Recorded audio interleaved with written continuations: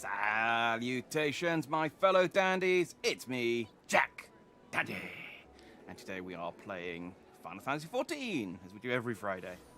And this week, I think we're actually going to go and fight Shiva. I thought we were going to be fighting Shiva for a while.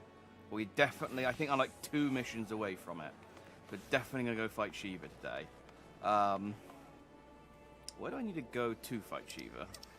I probably should have gone there whilst I was waiting. But I went AFK whilst I was setting up, and someone was standing behind me with their Moogle, and our Moogles were dancing. I didn't want to interrupt them.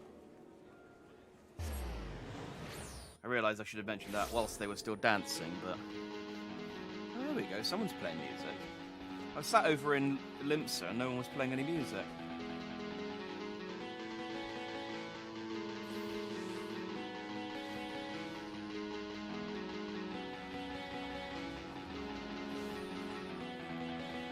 No idea what that is. Where do I need to go for the quest? Oh, right, that's it. We were tracking down the spy. I remember now. Yes. Why am I going over here?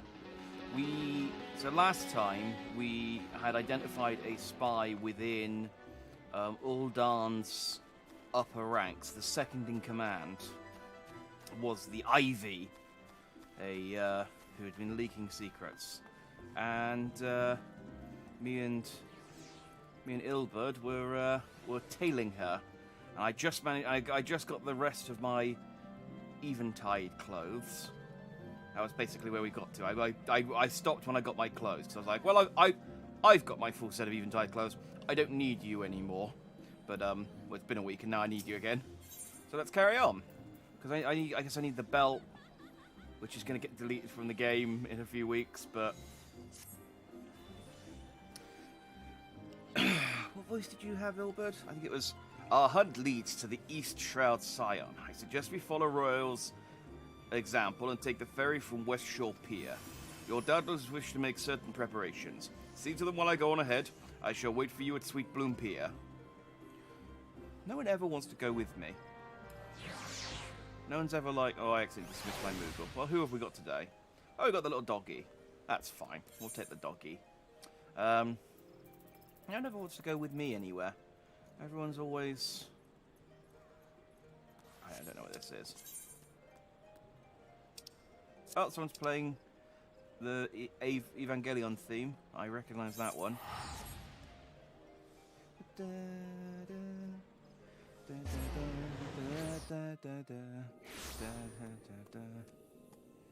My favourite thing with Ava is to refer to Fly Me to the Moon as that song from Evangelion. It just tickles me.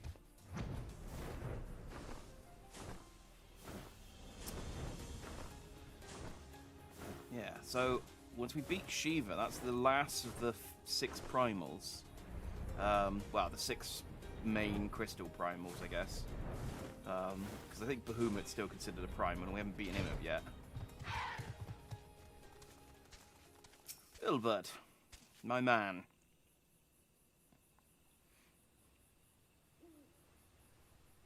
This is Yugiri. This way, my friends. What? Can you say that a bit louder, Yugiri? You're standing quite far away from us. Your quarry makes for the Hawthorn Hut. I just came from there. Oh, I hope she didn't see me on the way. But hi, just going this way. If Roail is truly the one we seek, we can expect that she. Is it Roail? I'm just trying to think. I'm pretty sure she's an elf. Roail? Roail?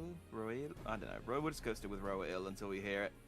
We can expect that she means to make contact with her Garlean masters there. An explanation is in order. You are no doubt aware that the Garleans have their own method of communicating over great distances. So do we. Well, our indigenous Not indigenous. Our, our ingenious friends at Garland Ironworks have provided us with devices which disrupt these communications, and we've installed them around the city-states. In so doing, we've made it difficult for Imperial agents to correspond with their masters. Roel would thus have no choice but to rendezvous with her Imperial contact directly. Yet, as a well-known face in the Immortal Flames, she cannot move about, Thanalan, without being recognized. It would only be a matter of time before someone saw through her disguise. It is for a reason, I believe, that she has chosen the Black Shroud for her clandestine meeting. The Elysian are a common sight here, and her comings and goings are not like to turn any heads. As my scouts tell it, the Garleans have sent agents with a mind to destroy the devices and render such direct contact unnecessary. Fortunately, our shinobi have thus far been successful in rebuffing their efforts. This is it. We need only make for Hawthorne's hut and catch Roel in the act. It's about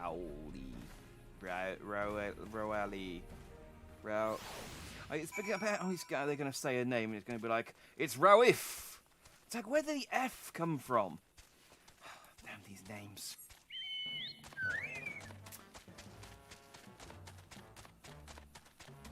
Mentioning of the Garleans, it's reminded me that they showed a new trailer for Final Fantasy Origin today, and revealed that the main character's name is Jack Garland.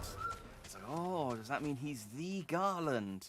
But even more exciting is that there's a cutscene where he storms out of a room, but pauses before he does so to play a song on his phone, so that he's got backing music to him storming out of the room. It's the dumbest thing, and I love it. My people report that our quarry has departed for the Bramble Patch.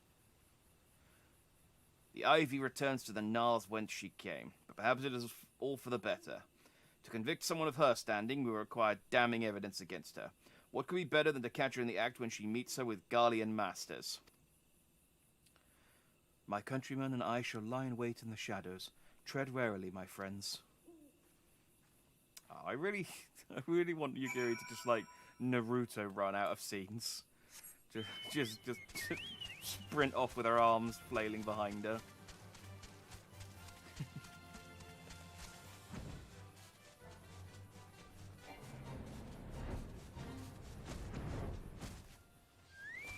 Yeah, so Yugiri, if you're just going to come over here, we could have walked together. Hi, tree. Okay. Could you get your hand out of me?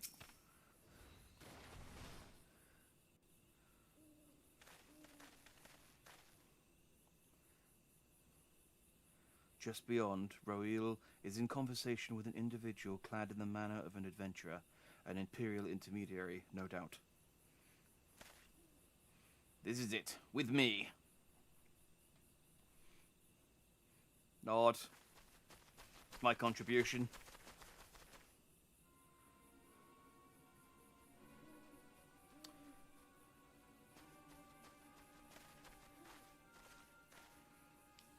I mean, we haven't. Surely what we should have done is snuck up and listened to their conversation before bursting in and going, "Aha! I caught you." It's like, oh, you've found the secret. This is my boyfriend. It's like, God damn it, we've got no proof to the contrary.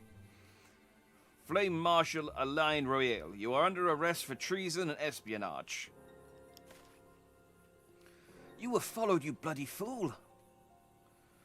Allow me to incriminate you by not being cool. Damnation.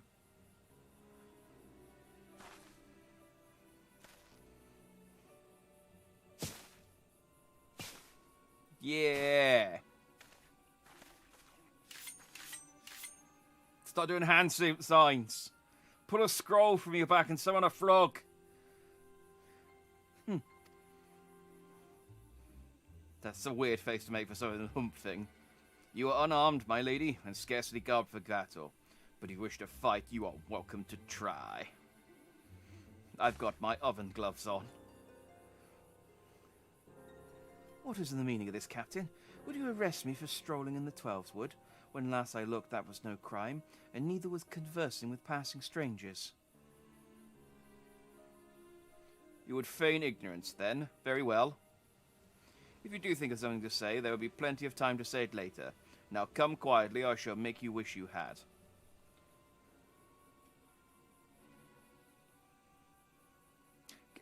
Again, I really feel like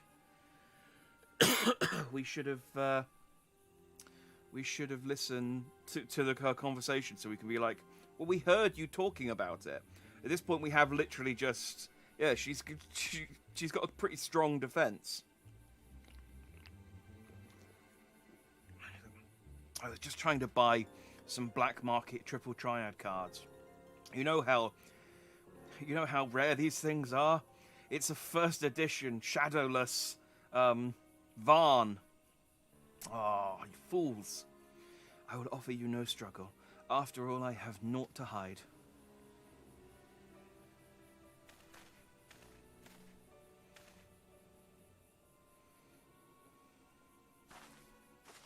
Oh, man. Oh, what if it turns out that Ilbrand is the... Ilbrand? The blue guy is the actual traitor, and he's just framing her. I can't remember if there was anything last week that would have disputed that theory. It's been a week. Even a warrior of Royal's renown could not have hoped to escape by force. Despite her claims, her surrender does not bespeak innocence, but an awareness that her position is untenable. With the ivy thus uprooted, it is to be hoped that the tendrils she entwined around the immortal flames will gradually wither and die. Mayhap then the people of Uldar will have the grand company they deserve. But let us speak of the present, if I may ask. What will you do now, Jack? I'm gonna go beat up a lady. So the Scions seek a way into Iceheart's sanctum. Then I dare... It's good that you interpreted that correctly. And I dare say you are eager to return to the Rising Stones. Pray do not let me keep you. Fear not, my countrymen and I shall tend to the aftermath. You need not waste your talents here. And speaking of talents, have you considered training in the art of shinobi? You have the... Sorry, do you mind? We're having a conversation here. It's incredibly rude. Just allow a wild boar to chase... to slam into my back like that. No etiquette whatsoever with these newbies. You have the aptitude for it, I believe, so please give it some thought. Till next time, my friend. It's like, yes, truly, I see your giant red pompadour, and I just think subterfuge. Alright, I guess then that's back at the... Yeah, it's back at Mordona. With the Revenant's Toll. Oh.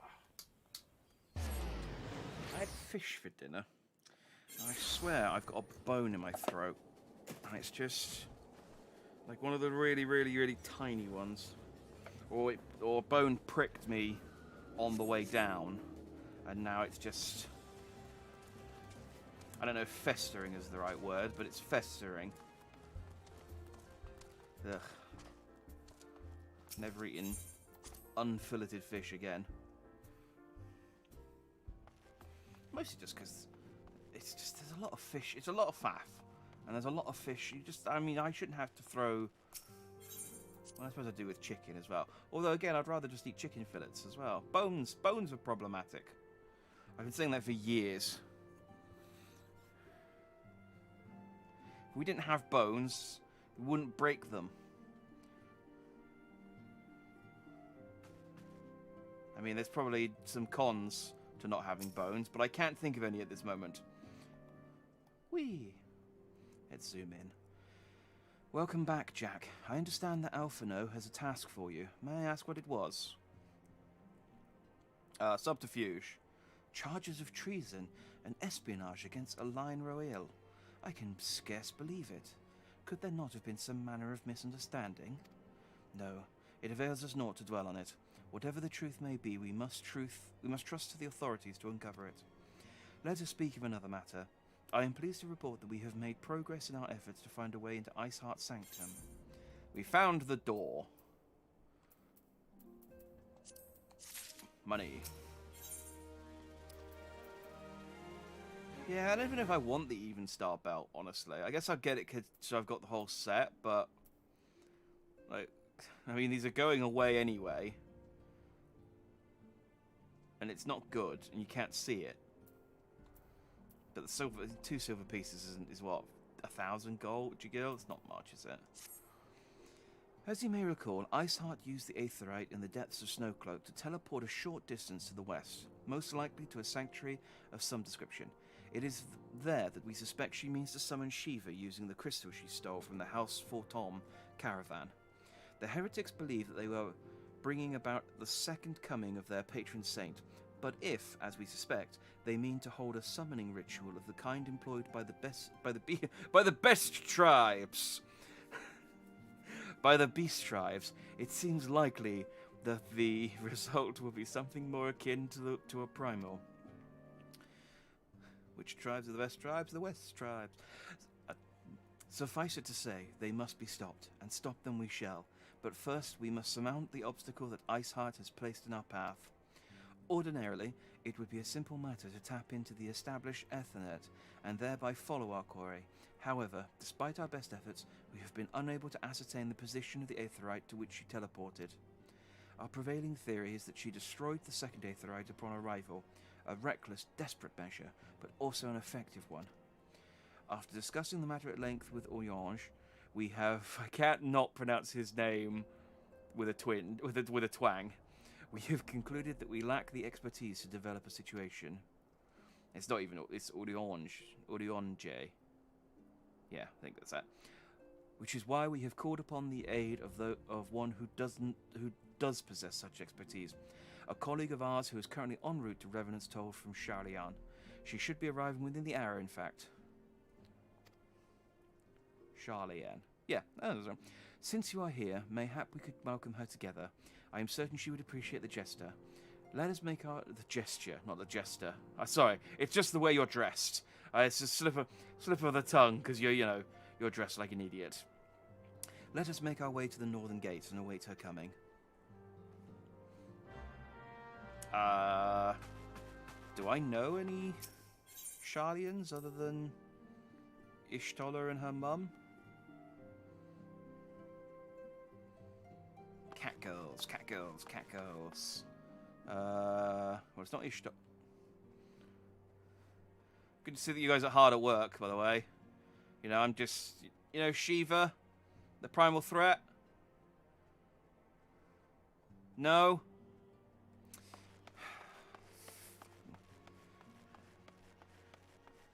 It's not that they leave everything to me because I'm the only one that can do it. It's just I'm the only one willing to do it. Bloody lazy. I should say no again. I should nod less and just shake my head occasionally. Let's see what they do then. It's like, oh, will you go and do this arbitrary quest for us again? It's like, nah, not this time. I'm like, crap. Okay.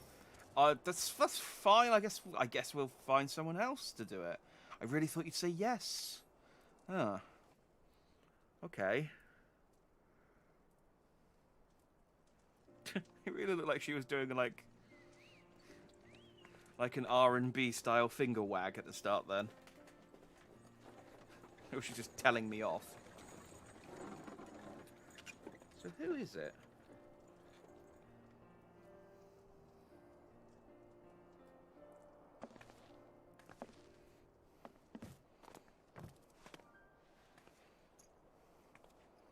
Okay, these are new characters. I would recognize these two if we'd met them before.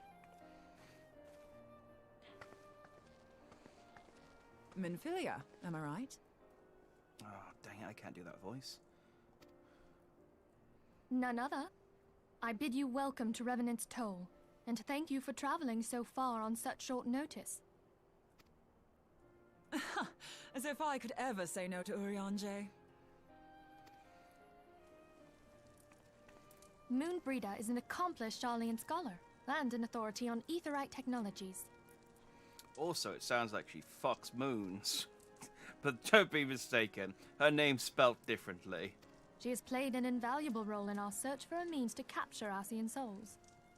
But yes, I don't mate with the moons myself. I just make them breed. It's like a horse breeder. You know, the horse breeder doesn't actually. Well, I mean, some probably do, but they're not supposed to. The job doesn't require it. Charmed, I'm sure. What am I talking about? Moonbreeder, hi. Oh, she gave me a thumbs up. Nod. That's all I can do. Could you not even learn the thumbs up? You just be like, hang on. My hand is clenching into a fist. My thumb's sticking up and... I can do that too. So, what? I thought the Sharlians were the cat people. Am I wrong? I guess I must be. I guess the Sharlians are the tall people. Let us return to the Rising Stones at once, then. We have much to discuss. Cool. I think I have Moonbreeder's card. Again, another character that's been spoilt by Triple Triad. I think... Do I have her card, actually? I might have seen someone with her card. That might be what it was.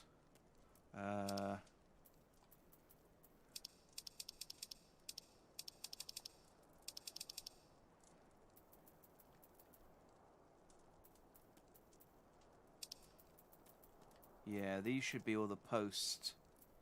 This is where, like, Lucia and stuff is. Yeah, I don't have it, but I think I've seen someone with her. And I really want to play some more Triple Triad, but... I mean, I say that. I literally just did a tournament over the weekend. I did not place this time. I did quite badly. In my defense, I think everyone did quite badly because it was one of those ones where the rules get mixed up every single match. And sometimes with that, you just get an unlucky draw.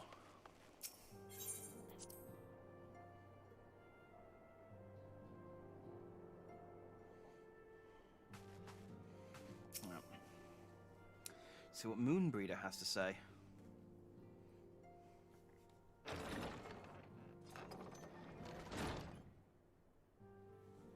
Moon!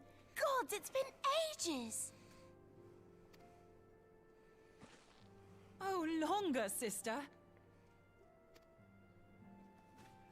Oh. A joyous reunion indeed. I don't think they're actually related. Well, of course it is. Moon and I are like twin sisters. Born at different days from different parents. I don't even think we're the same class. Save in appearance and aptitude.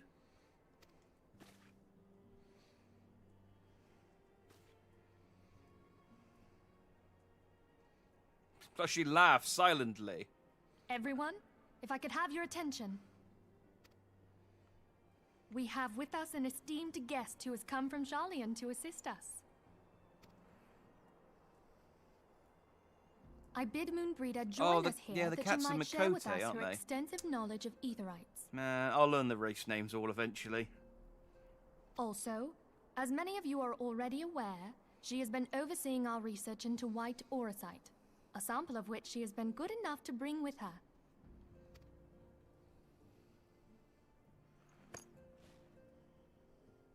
Well, I had to come, didn't I? You'd have to be bloody daft to turn your nose up at a chance like this.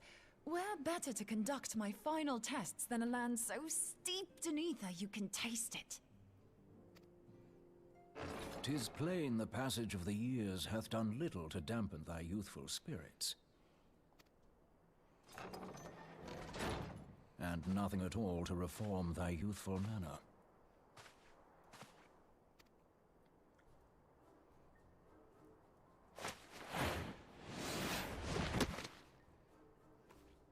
Oriange, where in the hells have you been hiding?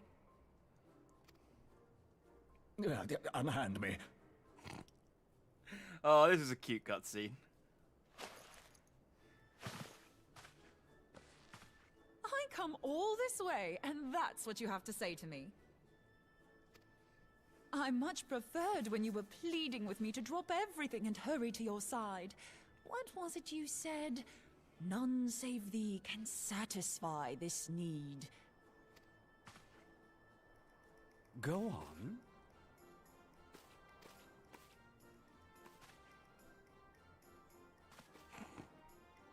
Thine artless attempts to misrepresent mine all-too-innocent motives do thee little credit. Yes, I'm not the thirsty one, you are.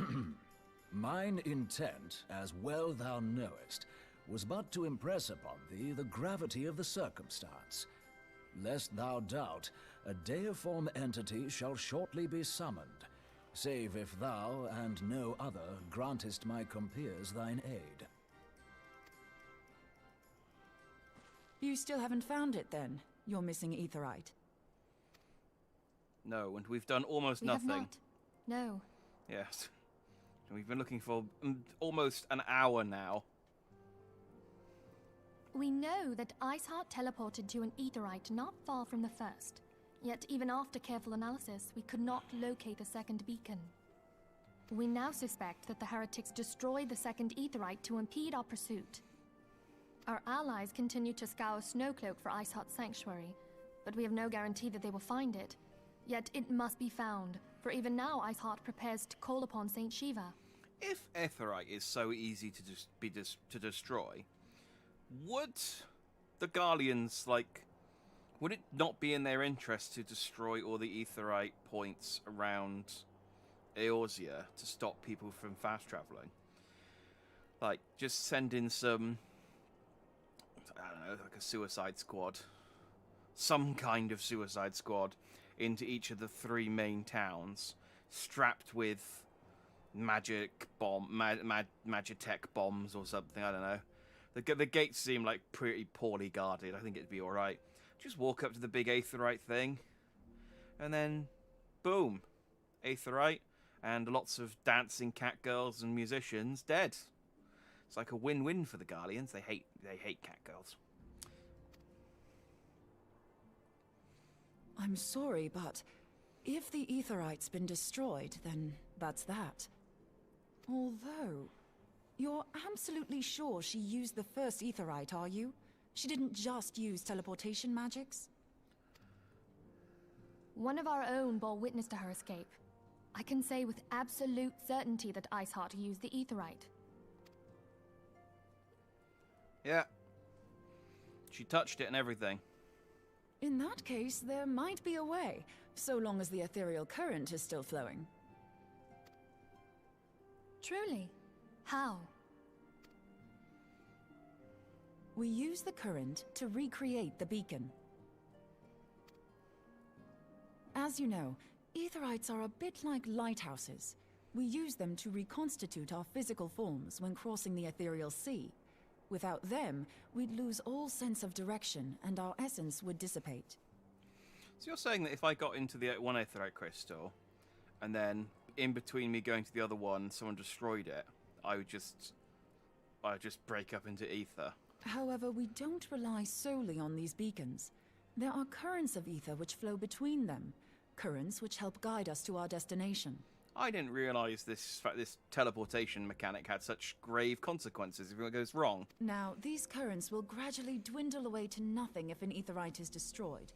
But if even a sluggish flow remains, we could theoretically use it to direct a surge of concentrated ether towards the void left by the beacon, and thereby fill it up again.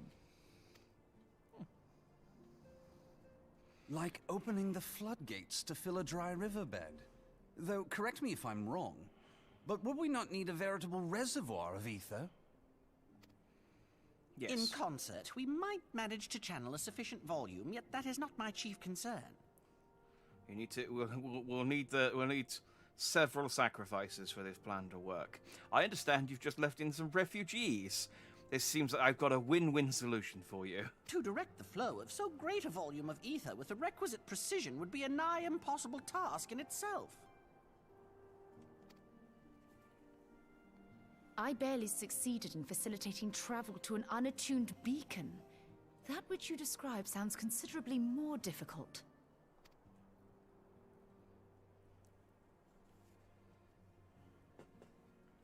And dangerous. Every person who has attempted to teleport in this fashion has died in the process. They, however, did not have white aura sight at their disposal. I can use it to channel all the ether you can give me into the aetherite. However, white aurosite cannot retain ether for an extended period of time, so we would need to infuse it immediately beforehand. Just so you know, I'd confidently give this plan better than even odds of success. And if the worst comes to worst, your people won't suffer. Though it risked the lives of our best and brightest, we have not the time to seek other options. If the ethereal current still flows, we shall carry out Moonbreeder's plan.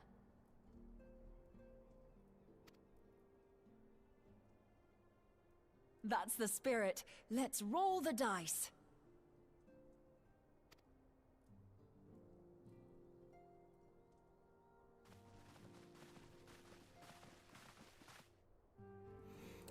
Apologies, using that cutscene as a opportunity to blow my nose.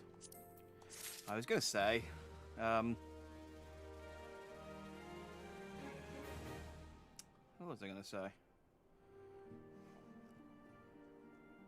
Well, she was saying that we could potentially die. And she's like, well, we've got no other plan. I was like, well, could we just not wait until Shiva's been summoned? Like, I've beaten all the other primals. I'm really strong. Can we not just wait till she's been summoned and then I just go and beat her up? Like, she's gonna get summoned anyway. We're gonna fail. This seems like the better option. Whatever. The instruments of our deliverance. I have already informed Alphino of our plan to recreate the beacon in the manner Moonbreeder described. He agreed that despite the inherent danger, it represents our only hope of success. He also said that he wished to meet with you at Snowcloak before proceeding. I expect you will find him waiting for you there when you arrive. I want you to know that I appreciate everything you have done on our behalf, Jack, and I have faith you will return to us, as you always have. Based on absolutely nothing. I mean, I will.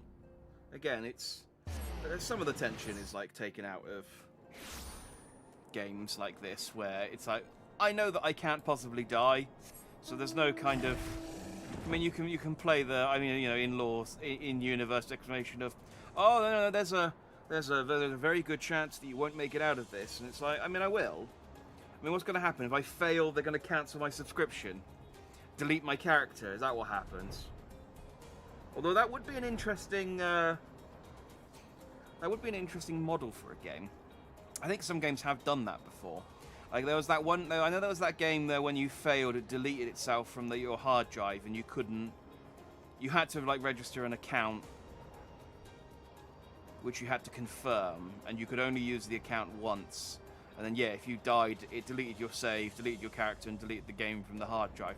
I don't think the game itself was very good though, because I guess no one really wants to put in the effort to develop a good game that most people aren't going to be able to play. But yeah, an MMO with permadeath. And you create a new character. When your character dies, you create a new character and pick up where your old character left off. And depending on where you died, the story changes. That actually sounds like it might be quite interesting. But I suppose it'd be difficult to form an attachment to your character, and I guess most people would just create the same character and over again. It'd just be Jack Dandy the 17th. Good to see you, Jack. I was starting to wonder if you were having second thoughts. Captain Ilbert sends his regards, by the way. He attends to the interrogation of Elian Royal in Uldar even as we speak. But I shall not distract you from the matter at hand. We can discuss the Ivy upon your return. I trust that, by which I mean to say, him. The others are waiting for us today, the Aetheryte. After you, Scion. I'm not sure what he was trying to get across with that there. I think he was like saying, I hope you'll be okay, but he was embarrassed.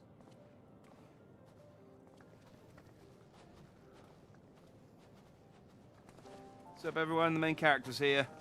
You can stop standing around doing nothing. It's like the friggin' Truman Show. It's like, oh, the actor's here. It places people.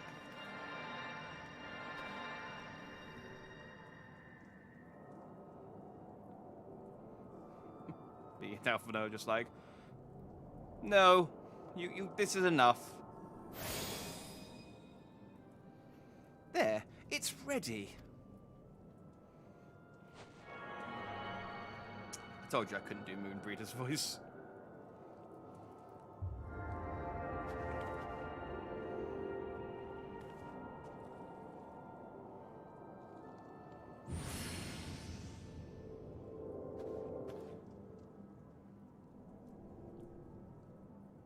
Seemed pretty easy.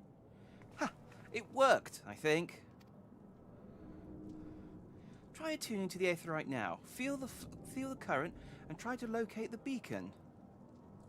I really can't do her voice.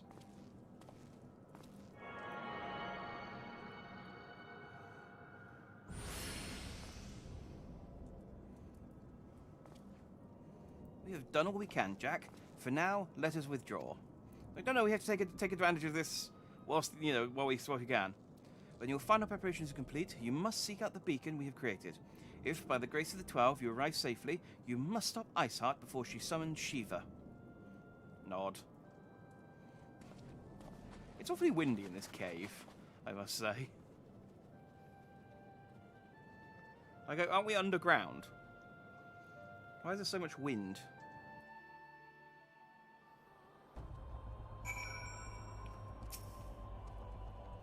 We cannot ignore the possibility that actions have alerted Iceheart to our plans. Should that be the case, she may attempt to hasten the completion of the summoning ritual, and if she succeeds, you have little choice but to face Shiva in battle. Knowing little of this saint, I cannot say if your own strength will suffice, and so I'd encourage you to call upon your allies. Not me, though. I mean, I know I'm technically one of your allies, but your other allies, the ones who aren't me. Some may have not the other scions either. They're busy. They're busy, standing. No, they've gone somewhere. Some may have reservations about wagering their lives on the success of Moonbreeder's experiment, but others will surely agree that desperate times call for desperate measures. Before you assemble your party, pray speak with that knight. I believe he has a message for you from Sir Emmerich. This dude. What's up, Stalwart Temple Knight? Sir. It's weird because I'm pretty sure that's pronounced. I'm pronouncing it Sir, but I'm pretty sure it's pronounced Sir. And it's like Sir Emmerich regrets that he could not be here in person and asks that I read this letter. Ahem. Ishgard faces an unprecedented threat. Yet in our hour of need, it is not her knights who stand poised to defend her. Jack Dandy, the warrior of light, Saviour Eosa, your deeds this day shall not be forgotten.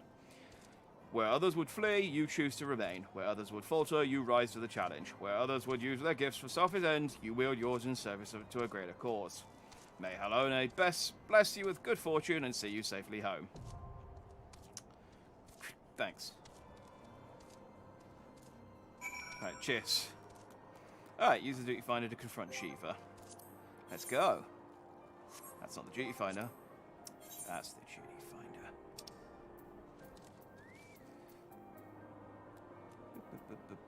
What am I doing? I should have just clicked on the thing, shouldn't I? What was this one called? Afar. Where is it?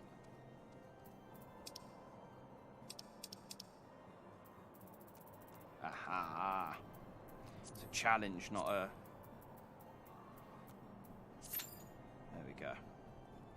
Average wait time, 11 minutes. That's not bad. Let's head to Limsa, then.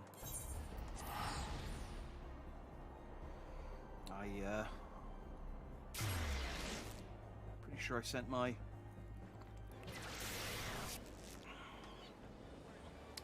There's a Moogle having a pop concert over here.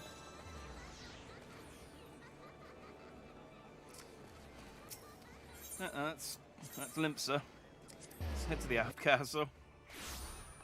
I sent my, I'm pretty sure I sent my boys off on a mission the other day when I came on to get my thumbnail.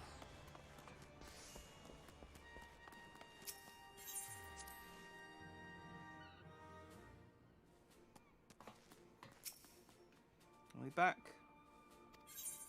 Oh no, I sent them to training.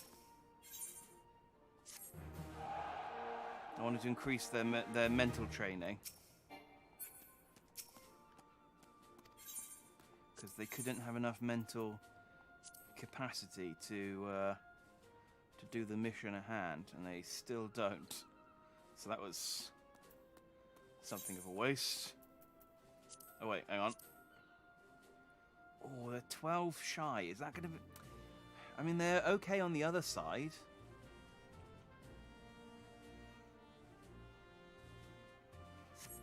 That's close enough, surely. Do I need to get the extra 8? Do it. Why not? Got nothing else to spend. Got nothing else to spend it on at the moment. And they still get XP even if they fail. What do you want? Ishgardian Muffin. Oh, that sounds lovely. A roux and some black magefish. Ishgardian Muffin, roux, black magefish. I'm not going to remember all this. Ishgardian Muffin, roux, black magefish. We'll see. We'll see how much I can remember. This is the game. I could write it down, but this is the game I always play. Just try and remember as much as I can. Right. Ish. Guardian Muffin. I don't. Who's gonna want 42 Ishgardian Muffins? I mean, I guess. What do they do?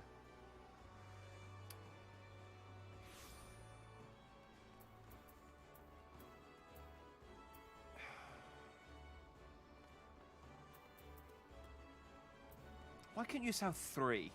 Why couldn't you sell 3 Ishgardian Muffins? That would have been ideal. Oh, do you know what? I've come over here, and they're literally about to change the... it's literally about to hit 9 o'clock, and they're going to change, so I need to be quick. That's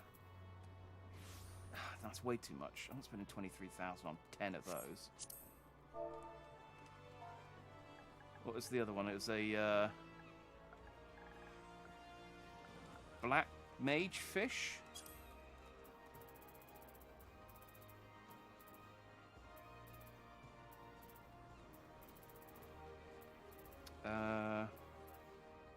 Black fanfish.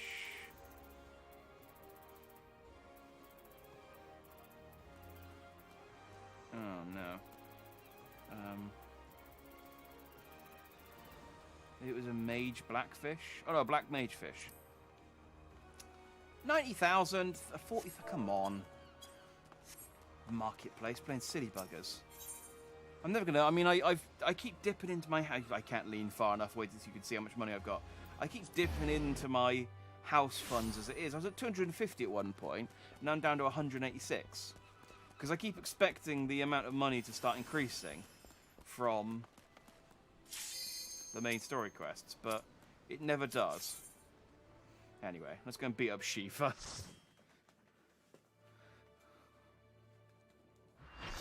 You complaining about market prices. Oh, hey, lady.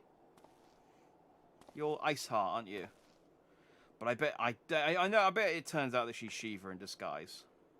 It's like we've already summoned her. You should never have come here, warrior of light. I labor only to forge a lasting peace. Or she's gonna sacrifice herself, I guess. A peace you would deny us out of ignorance and blind faith. No matter. If it is our fate to be at odds, then it is mine to strike you down. We whom gods and men have forsaken shall be the instruments of our own deliverance. Partake of my flesh. Fill this vessel with your light. Walk amongst your brothers and sisters once more. Okay, so she's sacrificing herself. Still the hatred within our hearts. God, if only... Bless us with eternal grace. If only there was enough time to stop this. Again. Just, I find myself unable to act in time.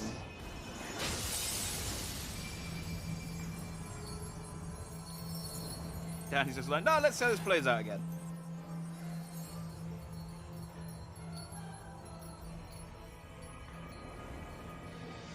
I want to see the sexy ice lady. Who wouldn't?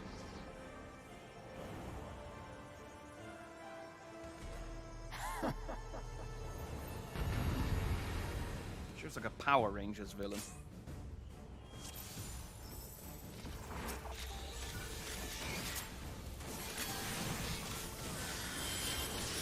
I wonder what the deal is with this one, then.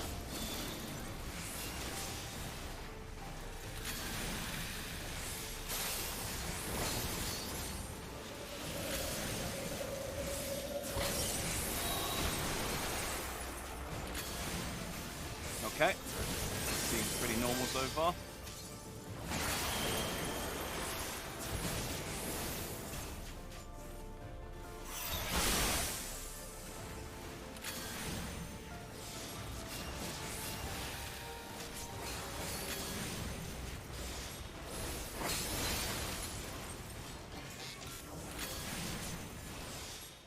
And I see when everyone's standing around just attacking, I assume things are fine. Oh, we have mobs. We have ants.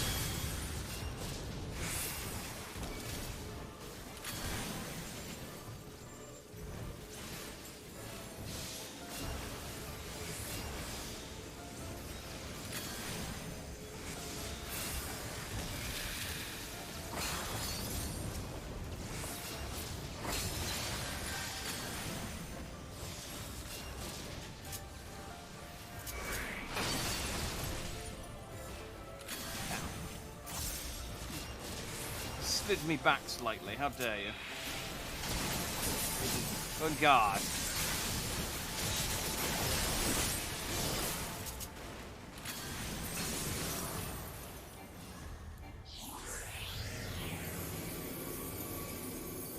Where is she?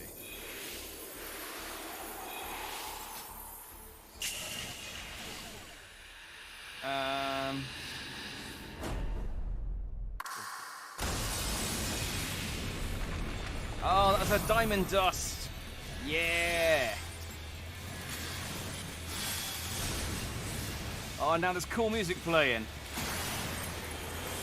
She's triggered her theme song. We have to hurry.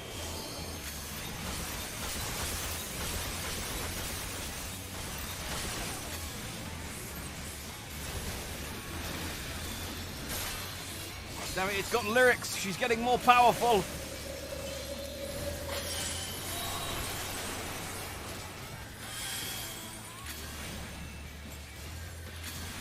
I gotta get the mounts for these guys, even just so that I can listen to the music whenever I ride my horse.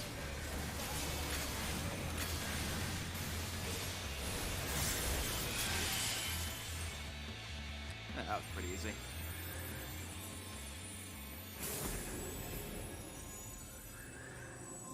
This is what I mean. When all that faff, all that effort to try and track her down, we called that we called Moonbreeder over, got to bring her white aetheryte,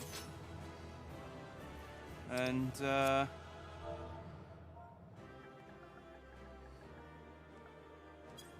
are no party members. Damn it! Every single time I try and wish people a GG and they don't stick around long enough to hear it. Fine, don't care.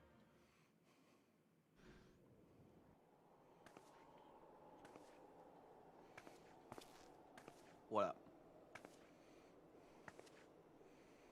Hey, you didn't die. That's nice. That's a win.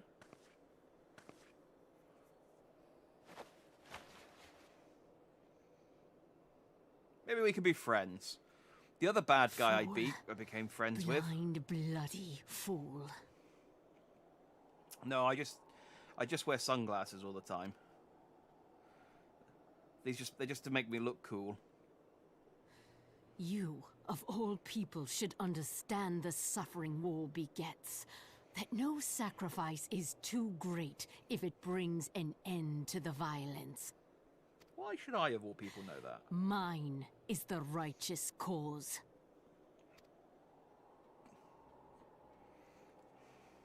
You fight in a war you do not understand.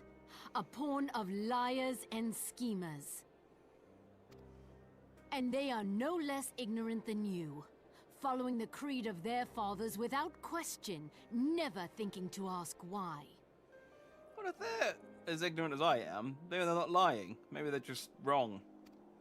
There's a Trapped difference. in a delusion of their own creation and blind to the truth.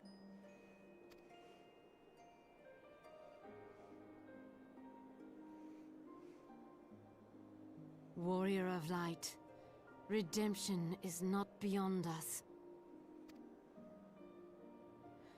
We who walk before may lead those who walk after.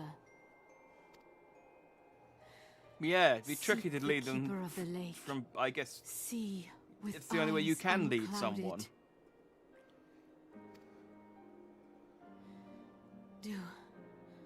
Do not squander Mother's gift.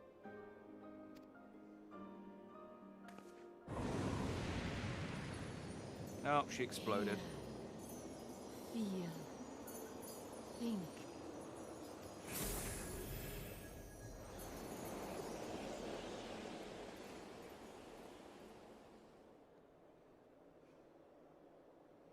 He just shrugs and goes, oh, whatever.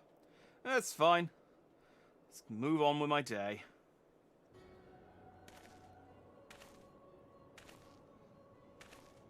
Hey, Labre. And so the vessel withdraws. Oh, A predictable outcome. not a Labre. One of the other Asians. Nevertheless, Ashians? La Habrea Asians? will be Ashians? pleased. How unfortunate.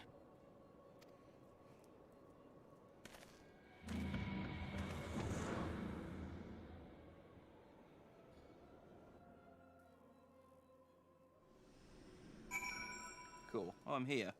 Well, this saves me a trip. What's up, Moonbreeder? By the 12, you're alive! I mean, of course you're alive. Why wouldn't you be? Iceheart did what? And you're certain about that, are you? Dravians are skilled with glamours, after all. Look, if you say that's what you saw, I believe you. It's just that I've never heard of a primal being summoned like that before. Are you sure you're not injured? Head trauma has been known to cause hallucinations, you see. No? Fair enough. I was only asking. We did it. We beat Shiva, and it was hugely, hugely anticlimactic. If you ask me, there's naught to be gained from mulling over the implications of your story in the freezing cold. Let's save it for... Where did that man come from? Let us save it for the Rising Stones, eh? I'll get everyone to meet us there. But before that, you had best pay a visit to Whitbrim Forest and speak with Alphino. He's probably worried sick about you. That or he's busy playing at politics with the Ishgardians. Either way, I'm sure we'd like to see you, hale and healthy. Speaking of which, you don't have a headache or anything, do you? No? Blurred vision? Oh, no reason. See you again soon. I like Moonbreeder.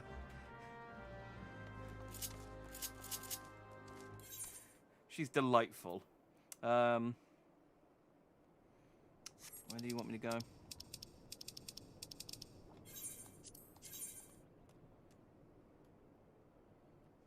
Oh, Whitbrim. Which one's the closest one to Whitbrim? Oh, me. I'm just here. I thought Whitbrim... I thought for some reason it was in the one in the forest.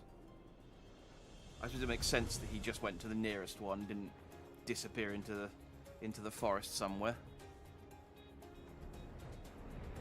Did I get anything from that?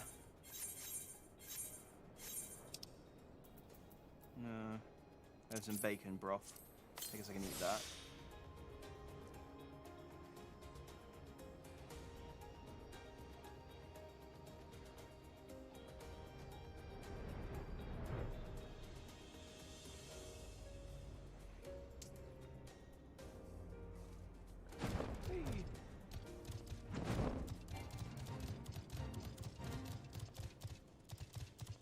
Me just riding my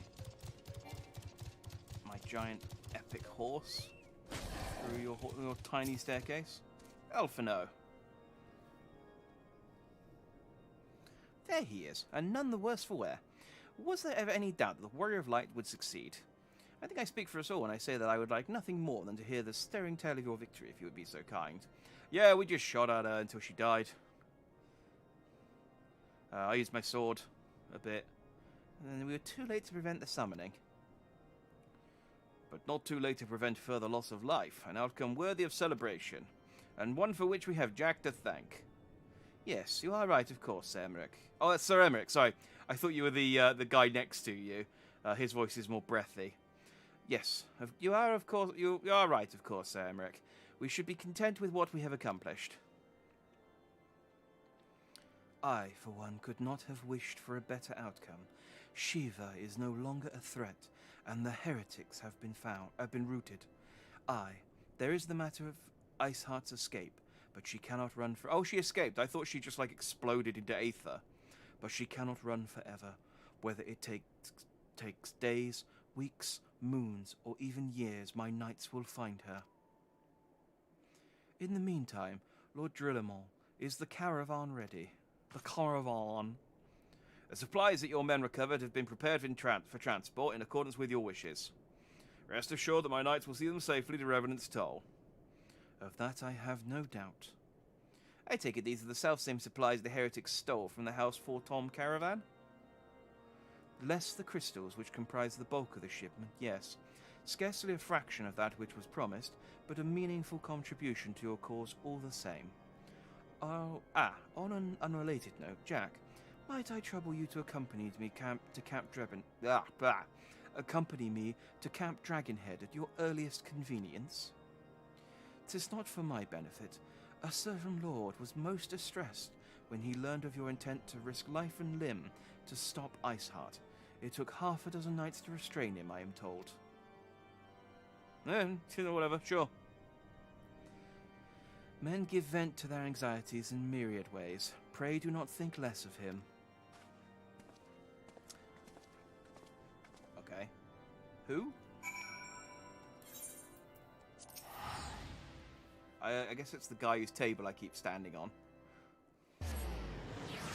Maybe he likes me standing on the table. Maybe the thought of me not standing on his table again put him over the edge.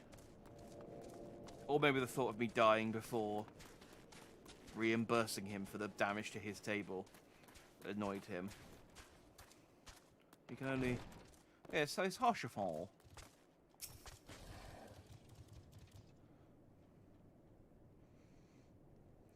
What were you thinking, Jack? Wagering your very being on a dubious theory which might allow you to enter Iceheart's lair, knowing full well that she could have sufficient forewarning to complete her ritual to summon Shiva anyway. And then engaging the abomination in mortal combat? By the fury, Jack, 'tis the stuff of ballads, a battle for the ages. Would that I had been there to fight by your side. Yet here I was forced to wait, condemned to wonder at the fate of a dear friend for a veritable eternity.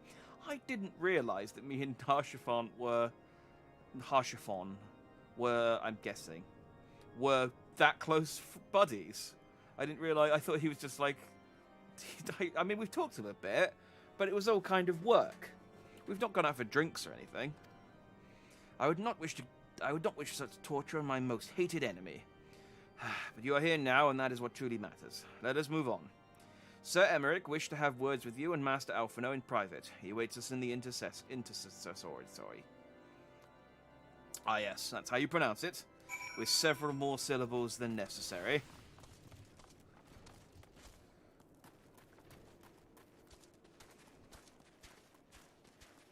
I think we're coming up to the end of 2.4. Greetings, sir. I shall allow you in at once. I'd imagine that all the random sort of gatekeeper guards just have that sort of West Country accent. On behalf of the Holy See of Ishgard, allow me to express my deepest thanks. Oh, it's deeper than I was doing it, but it's still breathy. Never before have we been required to contend with a primal. Indeed, there were fears in some quarters that our knights might not be equal to the task. From what we have now learned of these beings, I can say with certainty that we would have lost a great many men had the Scions not intervened. Then the argument for preemptive action should be self-evident. Perchance now you will reconsider my proposal that Ishgard move against Natalan. Ere we first met, a similar proposal was tabled, but the Holy See decreed that we were to observe, and that military action should be taken only in self-defense. All things considered, it was not an unreasonable decision. Since the calamity, 2 vigils have fallen to the Horde, while Garuda has never shown any inclination to storm the gates of judgment. Which is why this unprecedented crisis and its resolution may prompt a change in policy. You who have faced these primals know well the threat they pose. He had you, Alphino. Ishgard did not. Not until now. And there is naught like a brush with death to change a man's outlook. At the very least, this should silence any lingering objections to our arrangement with Revenant's Toll. The Holy See may even feel moved to grant us its formal endorsement. So far as it is possible, the Scions shall be compensated for their service. We should be grateful for any aid you can provide. As a gesture of good faith, I shall withdraw my previous request. Your people are doubtless needed elsewhere. That will not be necessary. We, too, have a vested interest in watching Dravania's movements. I see. Once more, I must thank you. Sir Emmerich, if I may, do you truly believe that Midgard-Zoma could return? Oh yeah, the worm. That was why he came here, wasn't it? The heavens are a window unto truth, but those who interpret their movements are not infallible. I requested your involvement as a precautionary measure. But of course, you sought an excuse to compensate us from the first, mindful of what would happen if Revenant's Toll were taken by your enemies. Ishgard is not wont to aid its neighbors, but that does not preclude it from manipulating them to serve its own interests. Choose your next words carefully.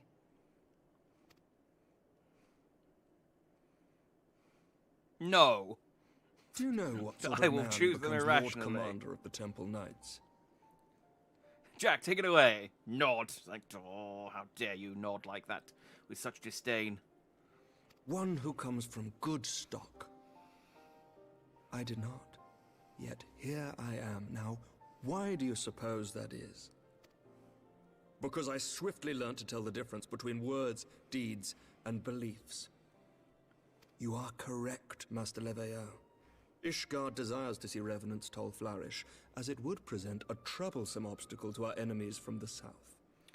I'm sure that people have pronounced that Leveilleur before. Leveilleur. Leveilleur. Man. Silent we are letters. so glad to be of use to you. Constant as we bane. are to you. Ours is a mutually beneficial arrangement, lest we forget, one born of necessity. The dragons grow more restless by the day, and the heretics harry us nigh without cease. We have contended with such troubles for centuries, but there are limits to even our endurance. Yet as a pauper is loath to part with his meager possessions, the leaders of Ishgard are not wont to render up their trust to outsiders. But with perseverance on our part, they may yet be made to see the light. Nevertheless, one must take care when walking the road less traveled. Wise words, Sir Emmerich. I shall make a point to remember them. I must apologize for my earlier outburst. I hope it will not sour our good relations. Not at all. You but spoke from the heart. I trust you understand that at times my duties may prevent me from meeting with you. On such occasions, my second-in-command will speak for me.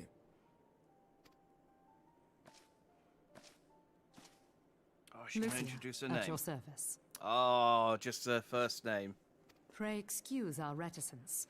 We are but wary of speaking too freely, lest our sentiments be made known to our enemies.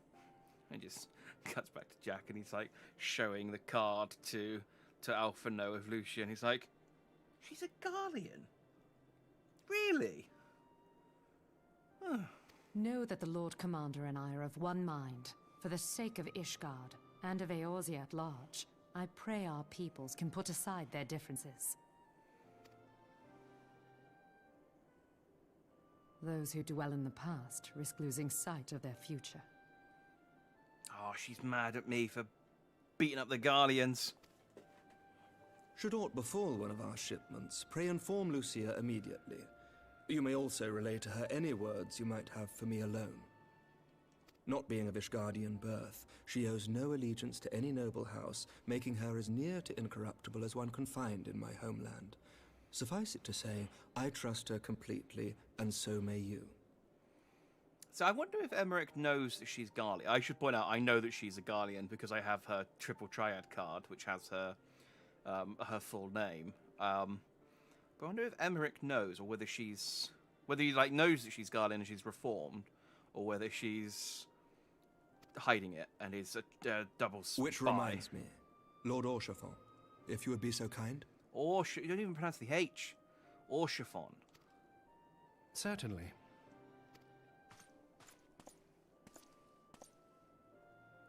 In times such as these, trust is ever in short supply. Mayhap this will go some way to rectify the problem. The results of our investigation into the heretics' recent attacks, as well as our interrogation of the merchant you detained. Sir Emmerich, I cannot thank you enough. Think nothing of it. Ishgard may be many things, but it is no friend to Garlemald. Did I not tell you to have faith, my friend? Yeah. Again, I don't remember when we became friends. Like, you seem like a cool dude. I don't think we really got on that well. Like, I only just learned how to pronounce your name properly, like 2 seconds ago. Because I don't think you've been in a voiced cutscene before. Or at least, I don't think anyone said your name in a cutscene before. It would seem we have much to discuss with our friends at the Rising Stones. If what you say is true, Iceheart's method of summoning Shiva defies all precedent. It necessitates a complete reappraisal of the primal threat and our approach to combating it. Moreover, there are grave ramifications if word of this incident reaches Imperial ears. The Garlean Empire believes that primals are an insufferable menace, that their mere existence is a threat to this very star. As such, they deem any action taken against the beast tribes to be justified by default. Imagine, then, if it became known, there was not only the beast tribes of Eorzea that could summon primals, but her civilized peoples as well. Any lingering objections to the Eorzean campaign would vanish overnight. Where before we had to contend with a single Imperial Legion, we would find ourselves facing the combined might of all Garlemald. But I speak unadvisedly. Come, Jack. It's better we continue this conversation in Mordona. Oh, God. Yeah, the last thing we want is the Garlean riding down from their moon base. I think it is it known that they have a moon base at this point? I know that they have a moon base just from. Oh, I want that. The armor. Oh, there's so many mounts I don't have. What was I saying? I don't know if it's known, but I know sort of vaguely just from Endwalker stuff that the Garleans have a moon base. It's silly. You done juggling? You've done juggling. You're doing some actual work now. There's no way you're doing any actual work, Tartaru. You're far too far from the table. Do you need to push your chair in? Is that what this is? You can't do any paperwork like that, Tataru. What are you two doing? You're just eating lunch. We're just having a natter. I don't know. I have a first-person mode.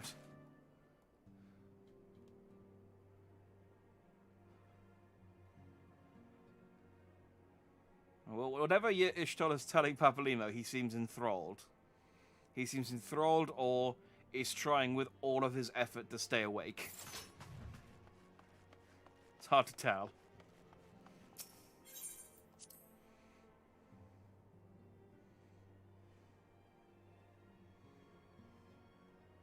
What's up, Minnie? Words cannot well express how glad I am to see you return to us hale and whole. This hale and whole thing is something that started up recently as well. I don't remember them saying hale or whole before I beat Garlemald, and then they've been saying hale and whole quite a lot since. Like, I get that, like, one person has to I guess... Is there a team, or is there, like, a single individual that translates all the dialogue? Questions.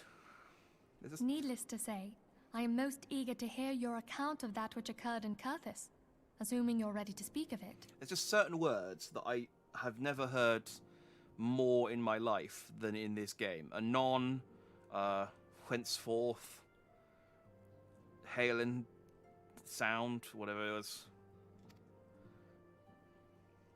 Nod. Excellent. I shall summon the others at once.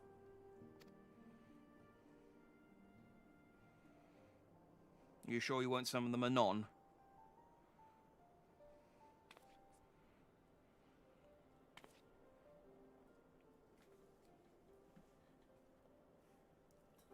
Iceheart used her own body as a vessel for a primal soul? Master Louisoir's writings make no mention of such a possibility. Can we be certain this entity was a primal? It was like a magical girl transformation. As certain as we can be that good King Mogulmog the 12th was a primal, I should think. Both were ostensibly summoned. Let's not quibble over definitions. Of more concern is the implication that Iceheart retained her will, even after she was possessed. We are talking about a mortal, wielding the power of a primal. It can't possibly be that easy, can it? There must be some sort of sacrifice required. Or maybe she's just special? What qualities this woman possesseth, I know not. But full sure am I that she was groomed for this role. Few are privy to the secrets of summoning, and but a single party standeth to profit from their dissemination. Well, I wouldn't presume to comment on how the lass came to know about summoning, but I will say that what she summoned was a primal. The readings were the same, or near as damn it. Strange as it all sounds, it's really no different from what you've faced before. Then mayhap it is time that we re-examined our previous encounters. Pack your things, Ida. We're going back to Gridania. Yes, sir. About Iceheart's final words to you. Hear, feel, think. Hydaelyn speaks to her as well. If Iceheart is blessed with the power of the Echo, she will doubtless have used it to further her goals. Oh, okay. Or could it be that it was a revelation granted her by the Echo which first set her on this path? She did say that the Ishgardians were blind to the truth. So does that mean I can summon a primal and, like, do you think she has knowledge of the origins of the Ishgardian-Dravanian War? It would do much to explain her unwavering conviction. Yeah, I thought the whole point was that she was trying to summon Shiva to stop the war. Did not the Lady Iceheart implore thee to seek the Keeper of the Lake? And did she not imply that in so doing thou wouldst come to see with eyes unclouded? Midgard-Zoma was a king amongst kings who reigned for centuries on end. But he is dead and his wisdom lost to the ages. Unless the Ishgardians' fears are well-founded. It would seem we have yet another reason to stand watch over the Keeper of the Lake. For a mercy, we are well positioned to do so. Iceheart, Shiva, Ascians, and Midgard-Zoma. I shudder to think how they're all connected. So with... It's... I think they basically said, like, King Mogulmog wasn't a primal, but he was revered so much that he became one. So if you were just like, we need to ask this dead guy a question. Let's start a cult. Let's revere him. We'll trick people into thinking that he's, like, a really cool guy. We'll revere him until we've met the necessary conditions. Summon him, and then just ask him the question. I mean, it's very roundabout, but it would get the job done, wouldn't it?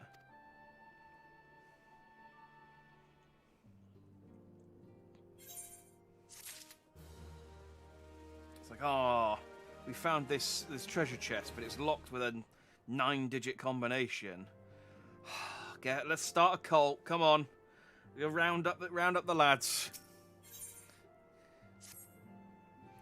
I mean to scour the annals for knowledge of Midgardsommer. Given his great age, I dare say he appears in more than a few. Did you hear that? The commotion outside? Would you see if aught is amiss? I don't hear the commotion outside, but I shall trust your ears, Minnie.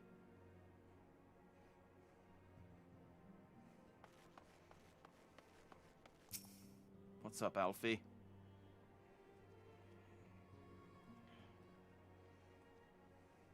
Jack, 'tis well that you are on hand. We have a problem.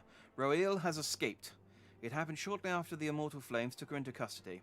She'd been placed in a dungeon cell ahead of her coming trial, but apparently the accommodation was not to her liking. I read that as Turkey, and I went, no, that can't be Turkey. And then I read it as Turkney, and I was like, what's a Turkney? The turnkey was found slain along with 2 guards. 'Tis plain she received inside help. Citizens report seeing Roeil quitting the city via the Gate of Nald with a bloodied spear in her hand. She makes for Castrum Meridianum. I am certain of it. With her fate and yours as good as sealed, what recourse has she but to flee to her imperial masters? Even as we speak, Captain Ilberd and the First are hot on Roeil's heels. Pray make haste to Camp Bluefog and join the hunt. Oh yeah, we're playing Fugitive. Do I have Camp Blue? Trod in Thanalan. There we go, Bluefog.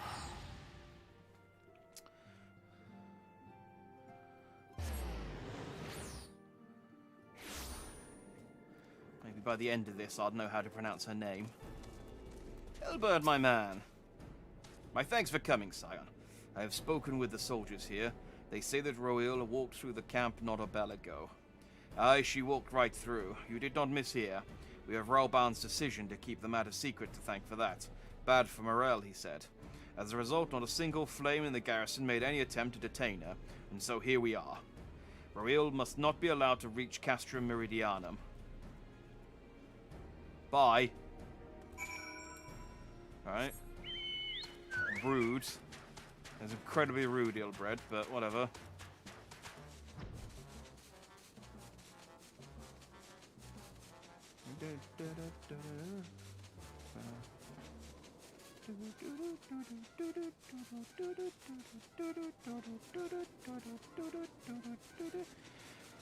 Ran out of breath.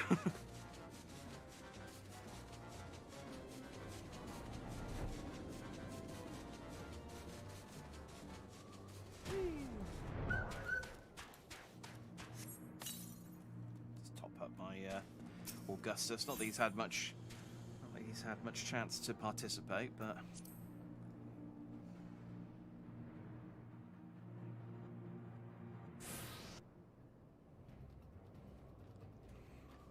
this wretch was with Roeil. He threw himself at us, that his mistress might escape. She didn't blink when we cut him down, not even when he started screaming. No lord even to her own, the goddamn harpy. With me, Scion, we almost have her.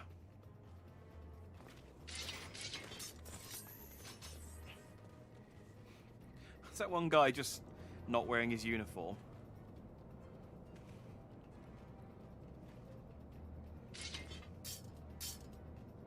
Oh, is she a dragoon or a lancer?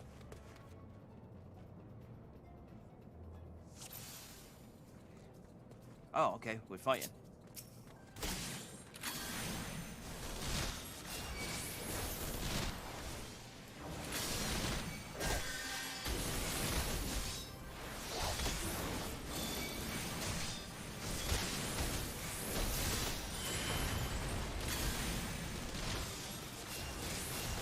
Cohort. Oh, well, he's dead. 7th cohort Equis.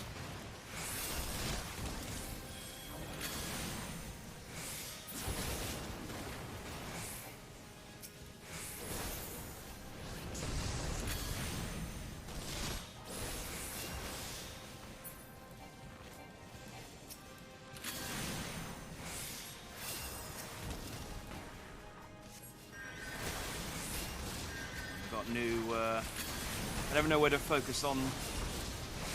Normally when I focus on the actual boss and ignore the ads, I'm fine, but someone dies.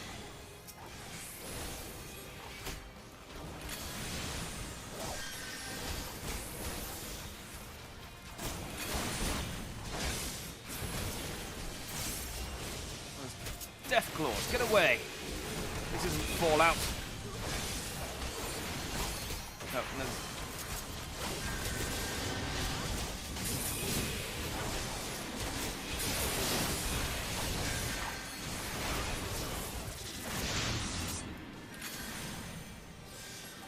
When I try and do my melee attack and I kill someone on the first hit, it gets confusing about what I should do with the rest of my hits.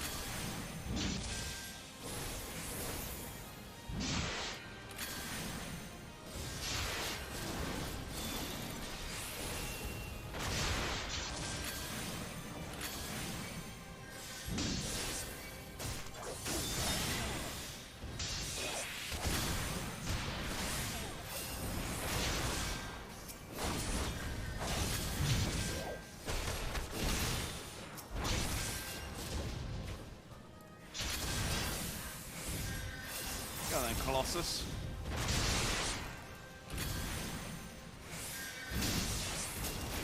Unga! Let me show you how a swords. Ha ha ha! Oh, they got more robots. Is the line dead? Okay, I guess she's been defeated, but we still have to defeat the others. Oh damn, that's a lot of things to dodge.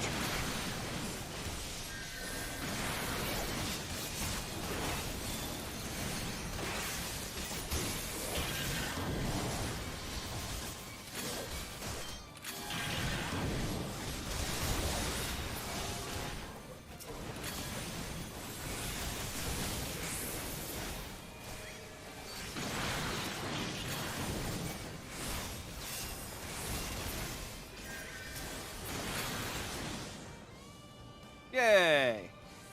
How many people died? I mean, the ones that we killed. Bind her and do it tight.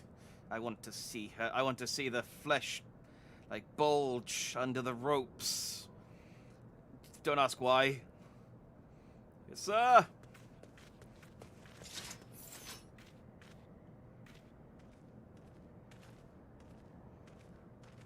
Good work, men.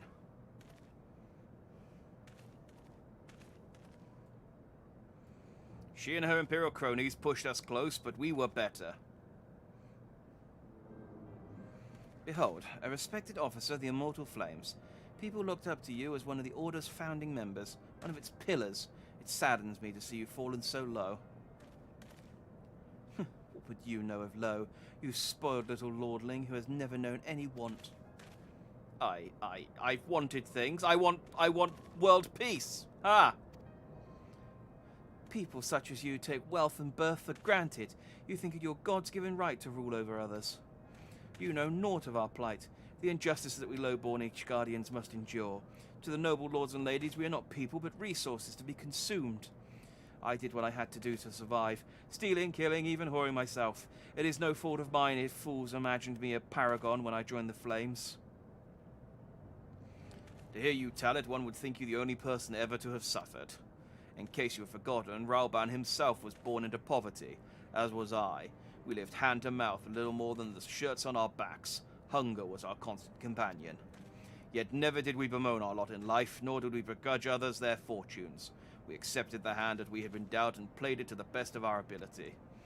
Life was but a battle, aye, but no matter what fate threw at us, we took it on the chin and came back for more. Everything we have, we fought for.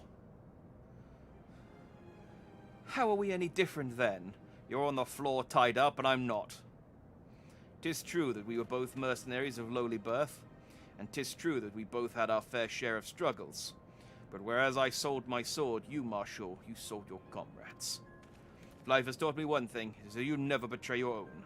I would sooner cut off my own arm than raise a hand against a friend. But enough talk. You will return to Uldar to face justice, and the people whose trust you have dragged through the gutter.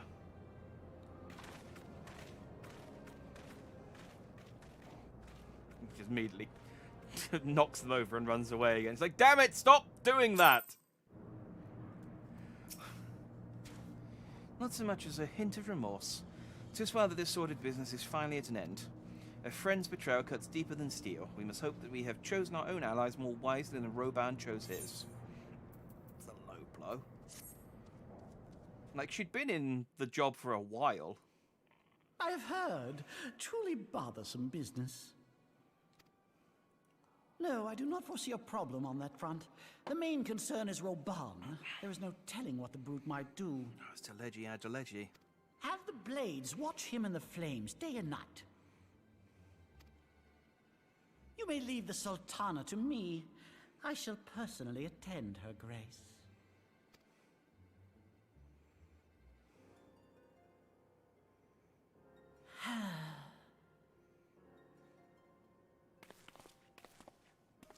Sever one of the East Aldenard trade routes.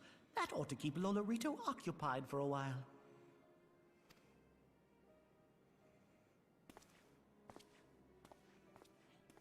Nanamo Ulnamo. For my sake, pray be a good little Sultana to the last. You leave Nanamo alone.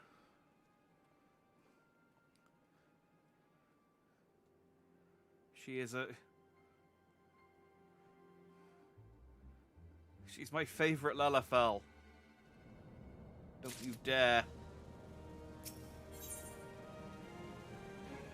Let us cling together. Captain Ilbert and I have a few questions for the Flame Marshal regarding the circumstances of her miraculous escape. When we have completed our interrogation, we shall take our findings directly to General Roban. And that shall be the end of it. Your work here is done, my friend. My thanks. But I have one last task for you. Return to the Rising Stones and apprise Minfilia of all that has happened. I am aware that the antecedent hailed Roeal in high regards. For better or for worse, you will want to know how this tale ends. Will do. Let's go home. Again, I feel like maybe I should set Revenant's Toll as my home base, because just the amount of times I have to go there. But the thing is, I'll do it. I'll finally go, okay, let's set it to my home base. And then I'll get to Heavenswood, and then I'll be like, right, we need to go back to Ishgard. Keep going to Ishgard. Go to Ishgard. It's like, oh, dang it.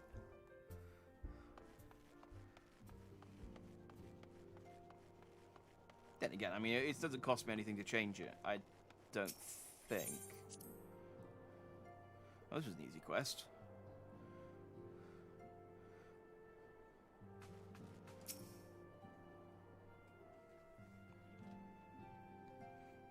Welcome back, my friend.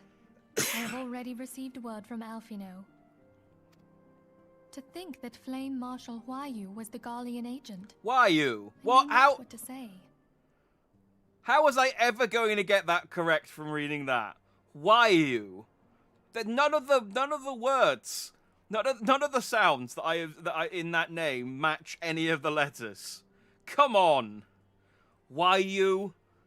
Together with Robon, Aline lent us much-needed aid at the time of our Order's founding.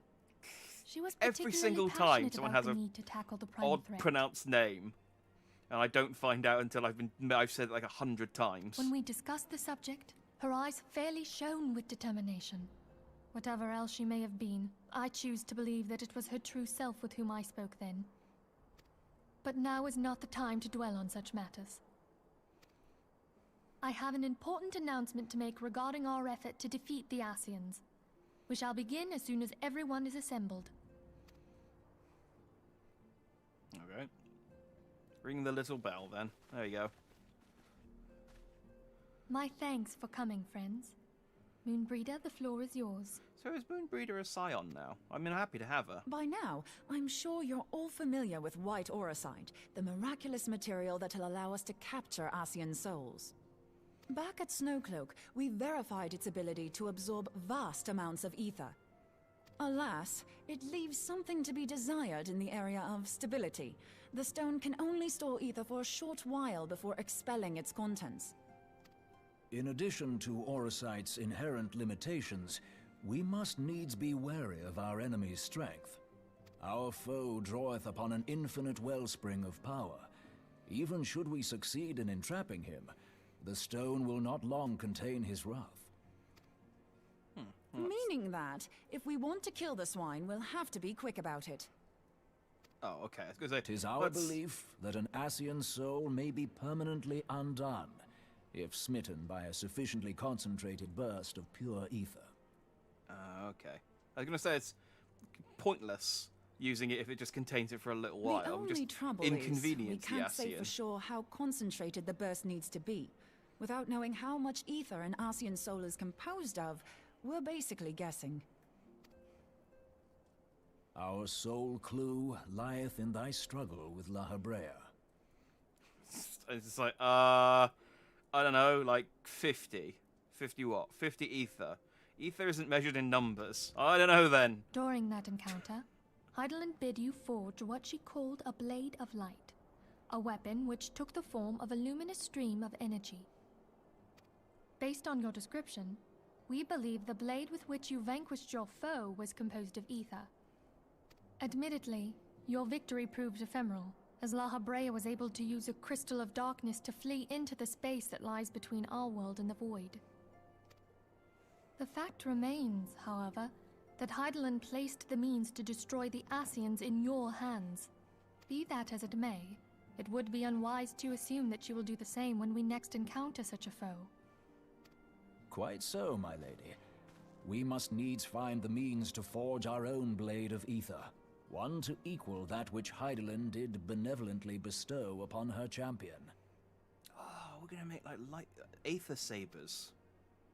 That is all well and good, but it seems to me that producing such a blade will require a prodigious quantity of ether. Whence will it come, pray tell? Oh, what if we had 2 pieces of white Orocyte? One to trap the Ascian, and the other to store the ether for the blade. Oh, nice try. But it's as I said, the stone won't hold ether for any length of time. We'd still need to collect the stuff there and then, sorry to say. And therein lies the rub. Finding a way to create the blade whenever and wherever we choose. But it is still going to be a blade with a crystal inside of it, which when turned on becomes like a blade of light. So we're basically making a It would lightsaber. seem more research is in order.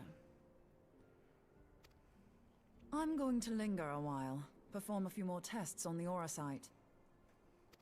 And I could do with some help. Urianger, why don't you lend me a hand?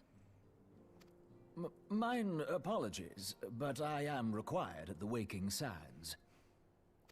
Lady Minfilia hath given me sole charge of the premises. 'Twould be unseemly to leave them unattended. Go on a date. It's fine. Sole charge, you say? So you're basically alone there, then? Well, that settles it. I'll just have to come to you. You walked into that one.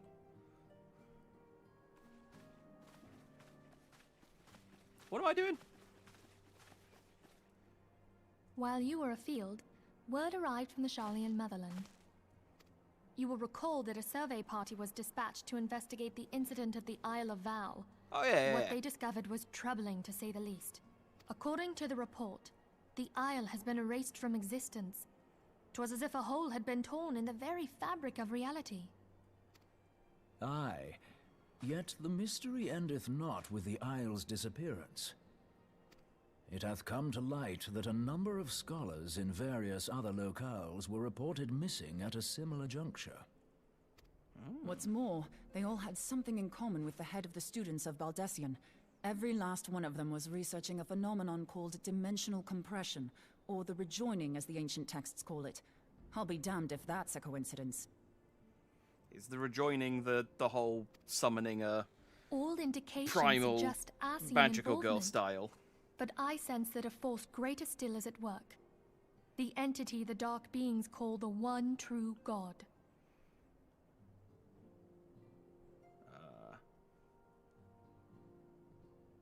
I'm trying to think what the Knights of the Round? I'm trying to think what the best summon is. We must pray that my dear friend Kryl regains consciousness soon.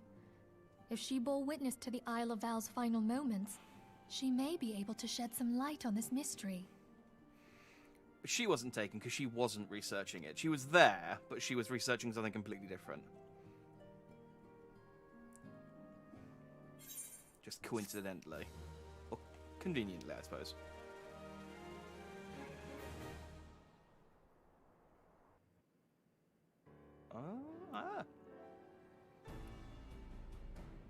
Oh, we're back in Uldar.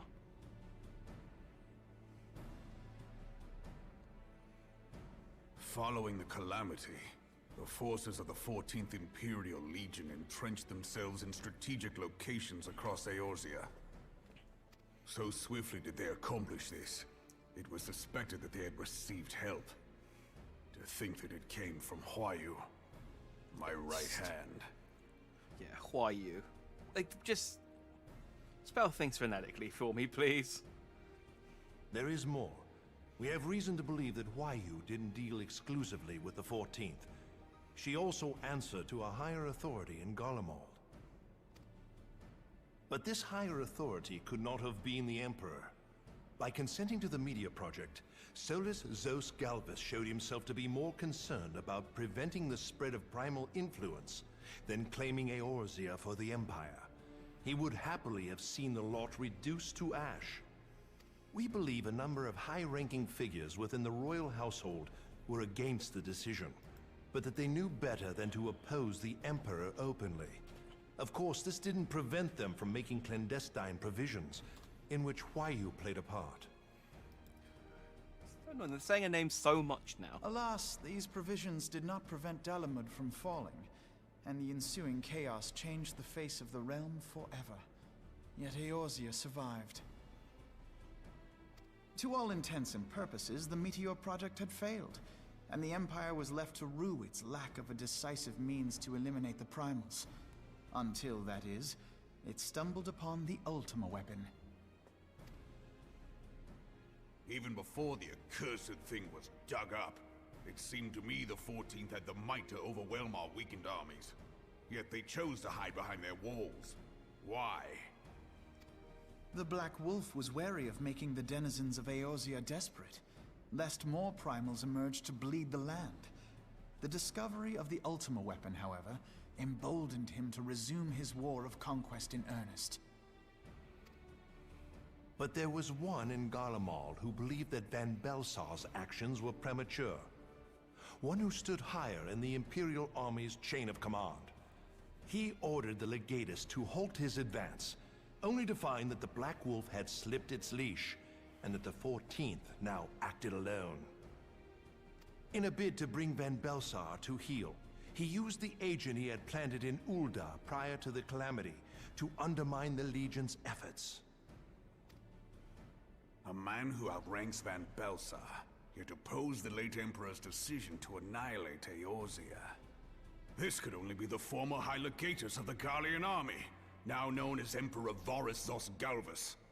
Ah, so she was a Garlean spy, but she was helping the Garleans who didn't want to kill us.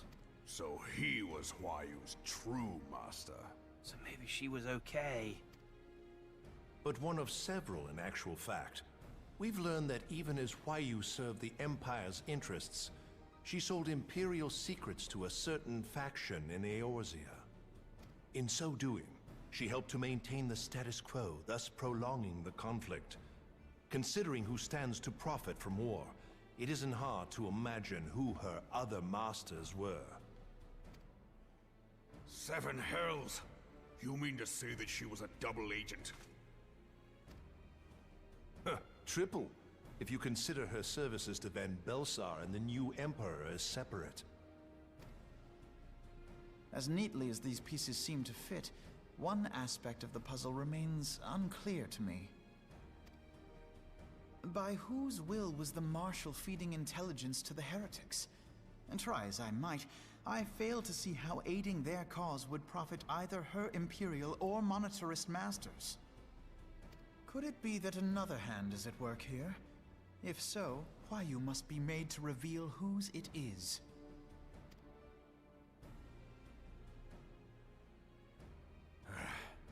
Not only have I lost a trusted friend, now I must interrogate her as a stranger.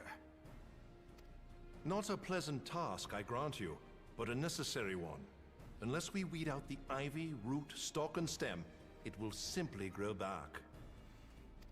I know that full well. Those closest to Huayu have already been detained, and I will question them alongside her. We shall start by cutting off her feet. No, General, it's a metaphor. Pray keep in mind that there may be unwitting abettors among them. All will be treated fairly.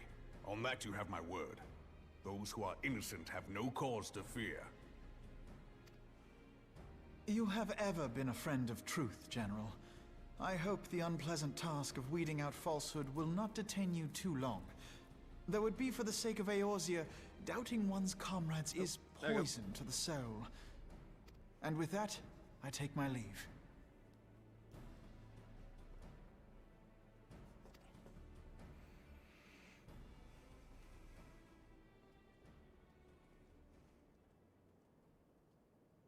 Okay. I wonder if I should probably remember how to pronounce her name in case she All becomes... these years, I've been made to dance to their tune. In case she sort of shows back up again.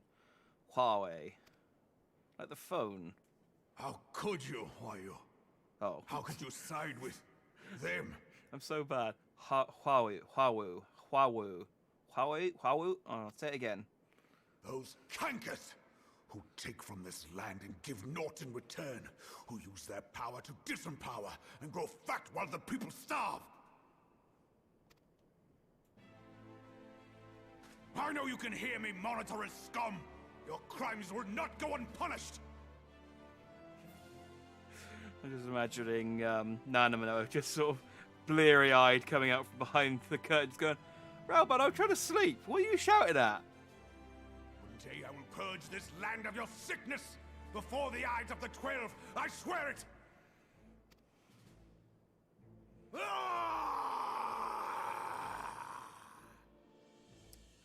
Just reporting back to whatever his name is, Trevi Bollab.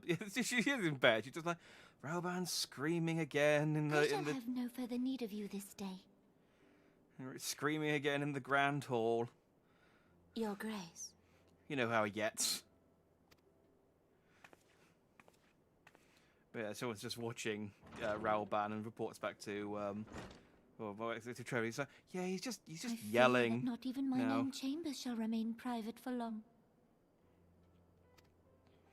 She eating a pork Has the pie. situation grown so grim?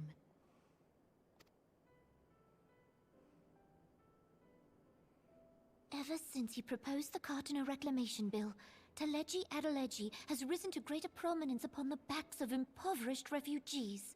Teleji Adeleji, not whatever I said. The monitorists were ever united in their pursuit of profit, but the man's actions have torn a rift in their ranks. They snap at each other as rabid dogs. Yet now is not the time to be bickering among ourselves. If this bickering is a threat to law and order, might you not have grounds to dissolve the syndicate? I was literally about to make a joke about, I wonder if they're gonna like cut to Melvib, and it's gonna just be like all the girls are having a lovely tea party, and then Melvib showed up. It was like, how many more characters are they gonna cut to who are sitting off screen? Would that the solution were so simple, Admiral. Alas, my moving to dissolve the Syndicate is certain to spark outrage among the influential merchant class, whom the Cabal represents. This would serve to exacerbate the current unrest, and peace would slip still further away. Be they rich or poor, natives or refugees, all who reside in Ul'dah have a right to pursue happiness. It is the duty of a ruler to protect this right. If I am to perform my duty, I must needs tread warily. It would not do to make enemies heedlessly. Were Lord Lolorito here, he would doubtless say that I have my head in the clouds. A ruler is required to take a wide view. Try as we might to cater to all needs, some will inevitably be overlooked. As such, there shall ever be citizens who feel aggrieved. It cannot be helped. But as you have informed us, the monetarists take no view but their own. They hunger for power while the masses starve. In the absence of a common cause, it seems beyond any one individual to make Uldar whole. And the presence of a Garlean agent within the Immortal Flames only makes matters worse. Even accounting for Uldar's historic reliance upon mercenaries, such a grievous breach of security is unprecedented. I fear this business will provide the monetarists with a rod to beat Rauban.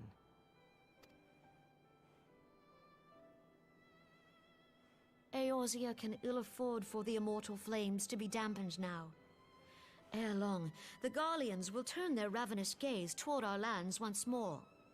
If we are to resist their might, our nations must stand together. Yet for this to happen, our nations must be whole. Cannot be done to improve the situation in Uldar.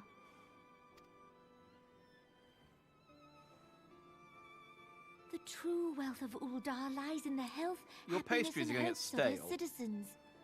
Alas, the citizens shall never know these things, so long as their lives are ruled by the ambitions of the few. I like as well that there's salad to the left there, but all of them just have plates of cakes. It's just like, oh, this is so. Well, I put the salad out just in case anyone wanted it, and it's like, yeah, thanks. I'll take a muffin. I'll take half a cake, and a few slices of this. It's like, okay, well, that was a waste of time. The monetarists claim to represent the best interests of the people, but in sooth they desire only to manipulate them for their own selfish ends. It's like at a barbecue, when someone brings like the coleslaw and the salad, and it's like, nope, bread and meat. Bread and meat is all I need at a barbecue. Thank you. For the government to serve the people, it must be formed of the people. Maybe some halloumi cheese. Maybe some halloumi cheese. The squeaky cheese. For Uldar to move forward, it is not only the Syndicate that must be dissolved.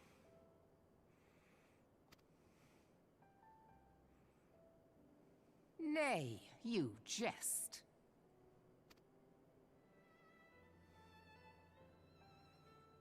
My friends, it was for no other reason than to make known to you mine intent that I requested your presence here.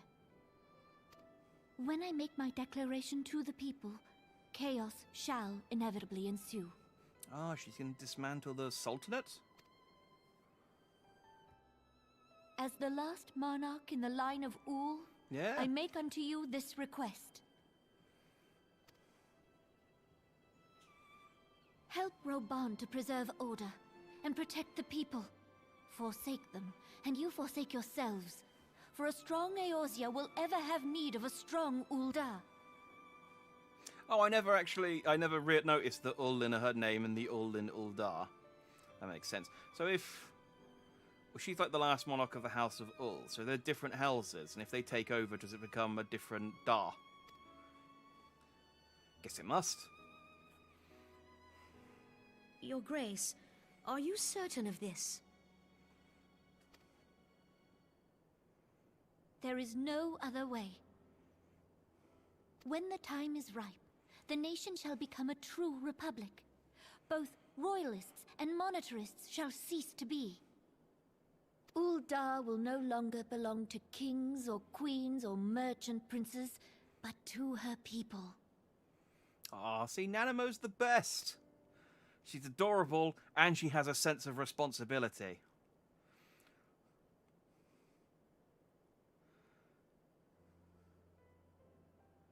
Rauban, forgive me for casting aside all that you have toiled for in my name. But now you get to be Chancellor Rauban. Beyond It's got this a nice ring gesture, to it. I am powerless to help my subjects. That's what you have in a republic, isn't it, Chancellors? Maybe President Rauban. Boom! That's an achievement. That means we finished 2.4. Cool. Alright, on to 2.5. Again, slight anticlimax, but I mean, I guess again there was like a 2 or 3 month gap for the people playing this as it came out. So 2.5 is quite short. We might be able to actually do that in the night, but then 2.55 is twice the length. I mean, I'm just looking at quest titles, so it could very easily be.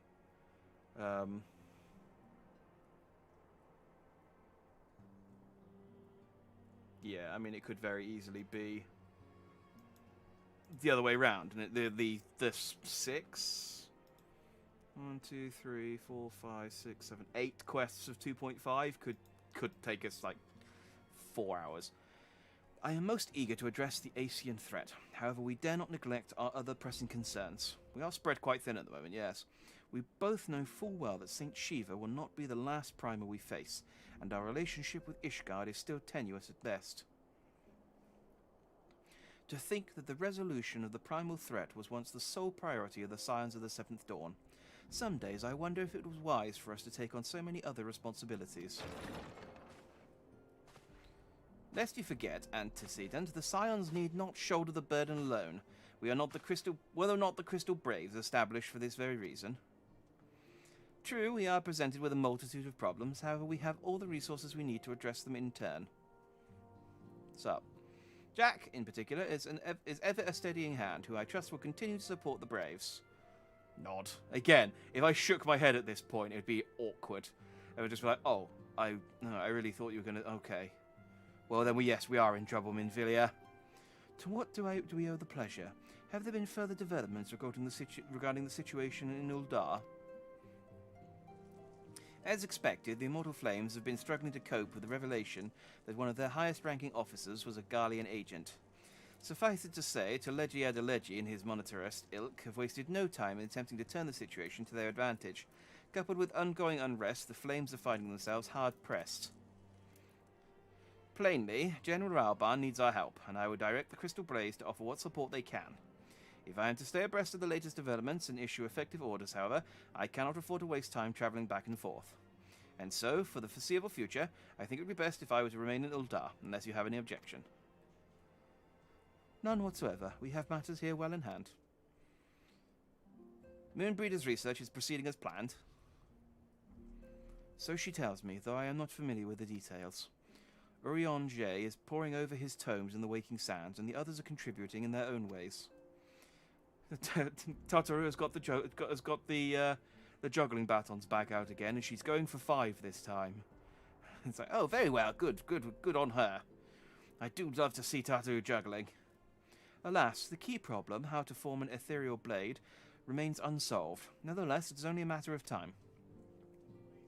Jack, we will focus on that task. Mayhap you could assist Alphino and his braves with theirs. It would do much to restore faith in the Immortal Flames if the Warrior of Light was seen working on their behalf. Never forget that your esteemed status allows you to act in ways that those more tightly bound organizations and nations cannot. As ever, I implore you to do so. Nod. Not that your response was ever in doubt, but I humbly thank you once more for aiding our cause. Again, you should stop taking me for granted. Like, don't stop assuming that I'm going to say yes to everything. I will. I have zero agency. We've discussed this at length. But still, I appreciate the pantomime of assuming that I could possibly say no. Now then, there are preparations I must attend to before my departure, such as receiving Riol's latest report. I mean, it looks like Riol is probably pronounced Cram. Just given my luck with name pronunciations so far. He has proven to be quite skilled at gathering information others wish kept secret, hence why I placed him under my direct command and ordered him to investigate the Uldan riots. When you are finished here, join me outside.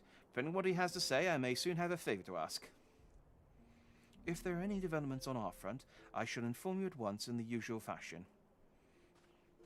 That is to say, I will ask someone else to tell you to come here and talk to me, because I don't like talking to you on the phone. Mostly because I can't hear you nodding over the link shell, and I keep telling you that, and I speak to you, and then there's just an awkward silence where you don't say anything, and I have to ask every time, did you just nod? And then you just nod again. It is infuriating.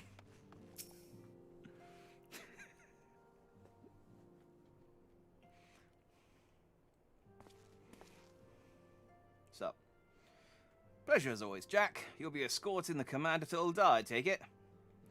Actually, I had another task in mind for him. If you'd be so kind as to repeat your report for his benefit. Right then. Me and mine have been making inquiries into the source of the weapons or found those ways into refugee hands a ways back. So happens we caught wind of something promising.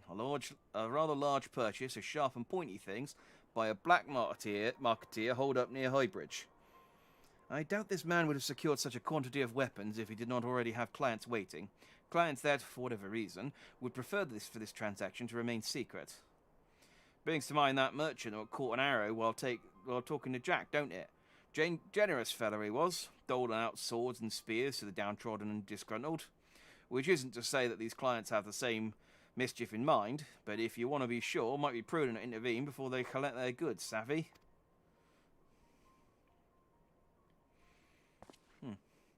Seizing the weapons before they fall into the wrong hands would be one for the best. However, if we strike at the appointed hour, we might capture the black marketeer as well as his clients. What say you, Jack? Nod.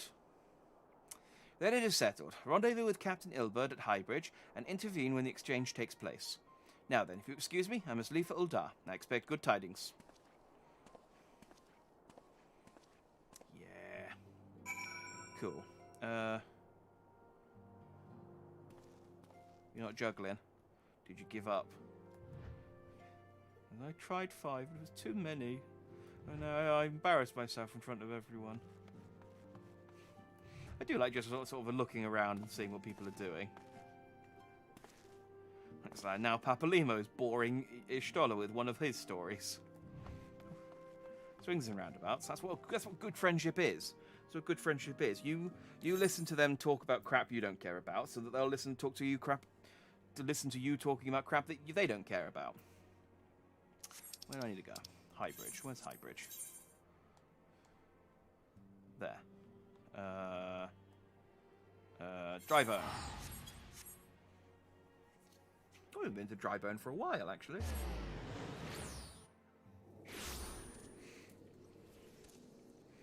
I'm just thinking. Yeah!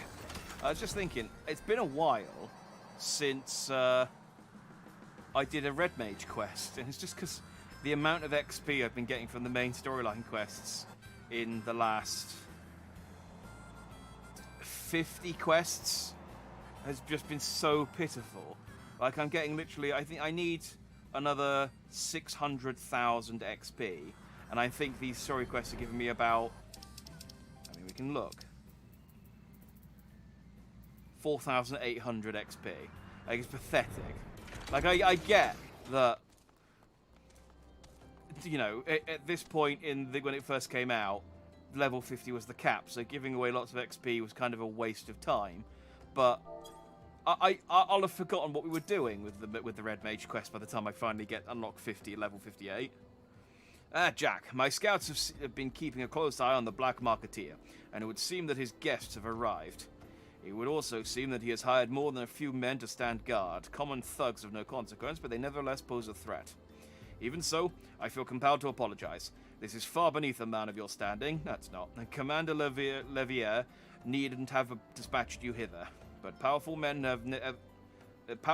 ever have need of loyal, able-bodied friends. Having found one in you, 'tis only natural that he would come to rely upon you without hesitation. See? 4,800 experience points. Great. So now I only have 996,000 XP.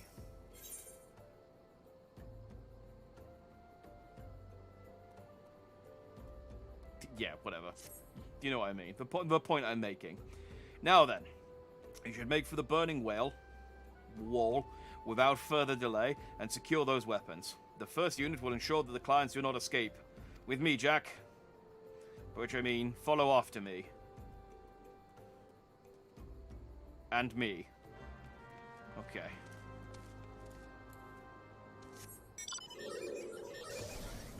Whee! My floating hand. This is a dignified way for the Warrior of Light to travel. This is a dignified way for the Warrior of Light to travel. It's fine. I wanted this.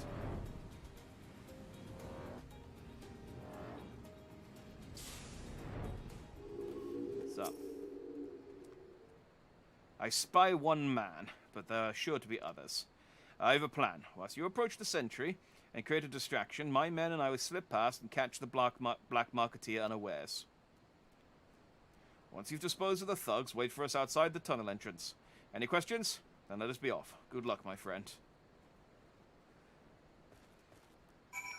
Yeah! Ow. Probably shouldn't jump down into a fight. About to start a fight whilst I've lost all my health from jumping down. Wait 2 seconds for it to respawn, to regen. There you go. That should be okay. Who goes there? An adventurer? Damn fool! You should never have come here. Let's go, Augustus. Earn your keep.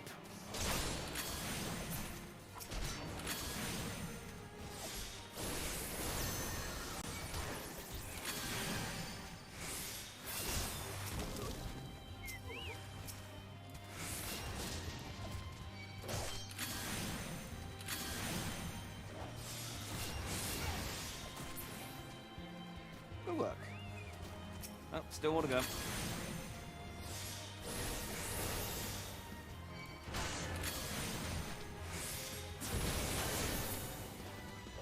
Any more?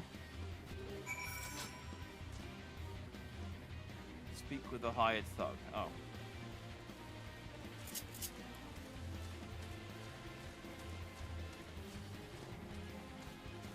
This epic music isn't even playing because of the fight we just had.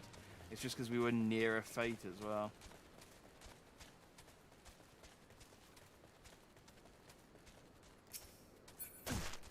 Ow. There's a golden fleece. It's got a little shaking dog hedgehog thing.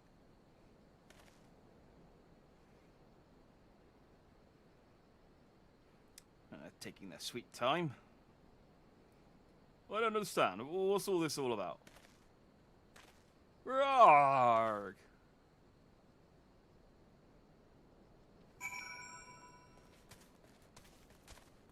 Oh, but did you kill the black marketeer? Because that is not what we planned for.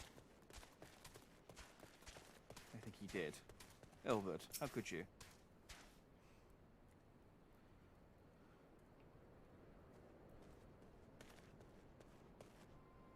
As you can see, this is a fine mess.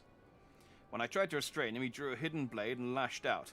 But before I could disarm him, one of my subordinates panicked, and this is the result. How foolish of me to underestimate the bastard and to bring an inexperienced recruit. Commander Levier will be most disappointed. Damn it all. A golden opportunity wasted. This just, Ilbert, I'm gonna be honest, this just makes me trust you less. It's like, I bet this guy had information and you silenced him. As for the clients, though we know not how, they slipped past our perimeter. At present, the first is currently tracking a party of Duskwhite sellswords we suspect may be them. Would that we could have enlisted the aid of the Immortal Flames or the Brass Blades. Alas, we're here to aid them. They're in no position to aid us. Well, at the very least, we have secured the weapons. Yet even that accomplishment is lacking, for the information we received indicated a massive shipment, and this is anything but. I don't trust you, Ilbred. You showed up out of nowhere, and now you've killed a man in a cave. And, I mean, I've killed lots of men in caves, but I'm always told the truth about it. I never pretended it was someone else who killed the man in a cave, so I don't trust you. I will join the first in the hunt for the Duskwhite sellswords. If the gods are good, we will catch them before they escape into the Black Shroud. What happens if the gods are bad? Nothing, okay. In the meantime, I ask you to deliver these weapons to Uldar in my stead. I entrust them to the third's Yuyuhase. He will take care of the rest. Oh, but this crate's really big. Oh. Deliver the confiscated crest to Yuyuhase in Uldar. Fine. Ugh, I'm warrior of light. I'm not a friggin' delivery man. Give me a crate of weapons and make me teleport to the desert. Ugh, can you at least pay my teleportation fee? You cheap shit. Oh, hang on, I should look where I need to go. What's the closest one to there? The Sapphire Avenue Exchange.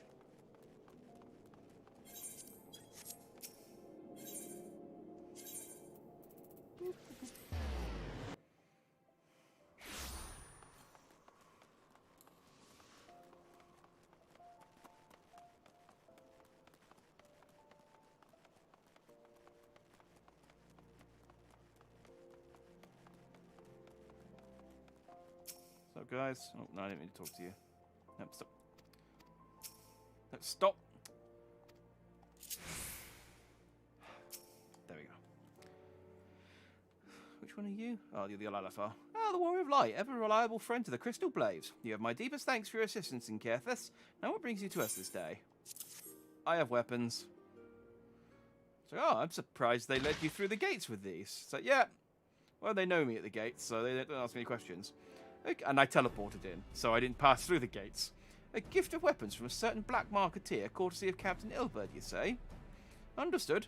Once we've catalogued the contents, I'll have them delivered to the Hall of Flames. This cannot be everything, can it? Raoul stated with confidence there would be a far greater quantity of weapons. A blatant falsehood. Clearly, Riol is unfamiliar with the ways of Uldan merchants, who ever strive to present themselves as greater than they are. We should be thankful that his information was not completely erroneous, and that we managed to achieve anything of worth at all. It's still something worth celebrating, isn't it, Lieutenant? Besides, we've got more important things to worry about, like fighting those Garleans up north. There'll be no fighting if I have anything to say about it. Our orders are to stand watch, not to seek glory in battle. If you have no further need of us, then I shall take my unit to the cerulean processing plant. Time for the Fourth to earn their keep, eh? Fight well, Alian, and for the freedom of all.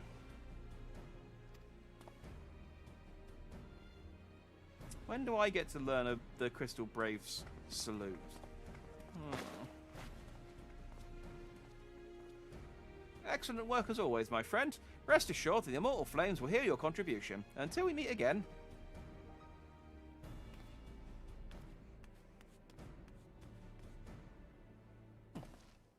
Oh. Jack, a word if it pleases you. Not here. Look at me at the Sapphire Avenue Exchange. No need for whistling this time, don't you worry. Oh. Secret conversations at the Sapphire Exchange.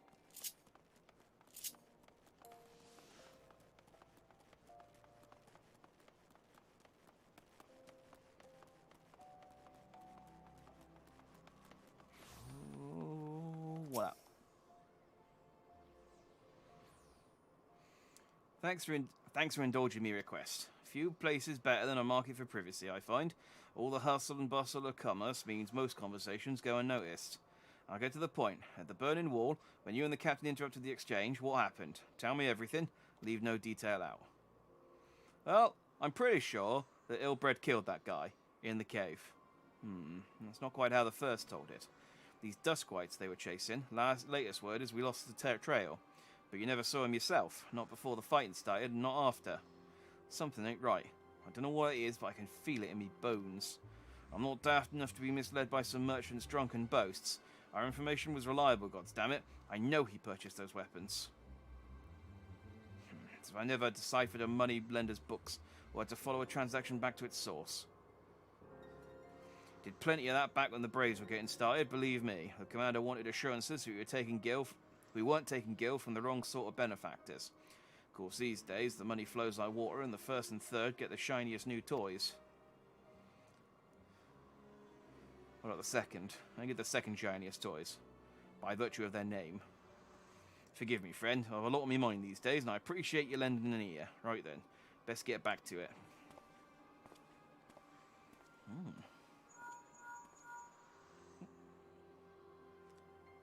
Jack, can you hear me? This is Tataru. My juggling has come along phenomenally. I'd like to show you. Your presence is urgently requested at the Rising Stones. Please come back and see me as soon as you're able. She does want to show me her juggling. Excellent. To the Rising Stones, then. Ugh.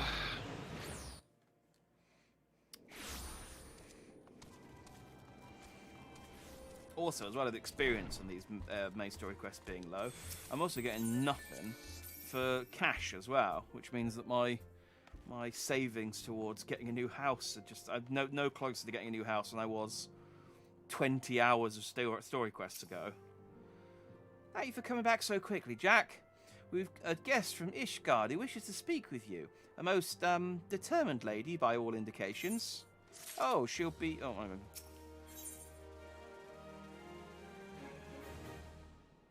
Okay.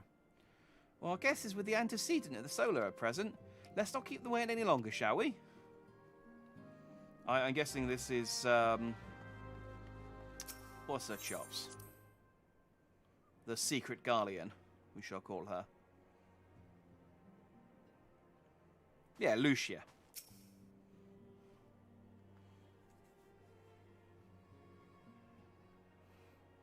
We have a guest from Ishgard who wishes to speak with you. I believe the two of you have met. Once or twice. We have. I had hoped to speak with Commander Leveilleur as well, but I cannot afford to wait any longer. The Lord Commander sent me hither to request your aid in a matter of grave import. You see now why I had Tataru summon you. Now that we're all assembled, perhaps you would be good enough to elaborate on the nature of the matter which brought you to us. The Observatorium's astrologians have sounded the alarm. Do they have to add a U in it? Last night, the Dragonstar burned with an intensity not seen in 15 summers. Not since the Dravanians engaged the Empire in the Battle of Silvertear Skies. The northern sky doth burn full bright upon the Wormlord's call. The red behemoth beckoneth, and flame consumeth all. The old Curthan rhyme, aye. The brightening of the Dragonstar is said to accompany the roar of a great worm. The astrologians believe that it was Midgard Soma himself who cried out on this occasion. After an absence of centuries, the King of Kings did return to lead his kind against the might of Garlemald, only to fall in his duel with the Agrius, proud flagship of the Garlean fleet. Devoid of life, his corpse remaineth entwined about the Magitech monstrosity even unto this day. Is that the big glowing crystal thing? Ariange has the right of it. Whatever this alteration in the Dragonstar portends, the Great Worm has shown no sign of life. Tataru, have the Domans reported aught out of the ordinary?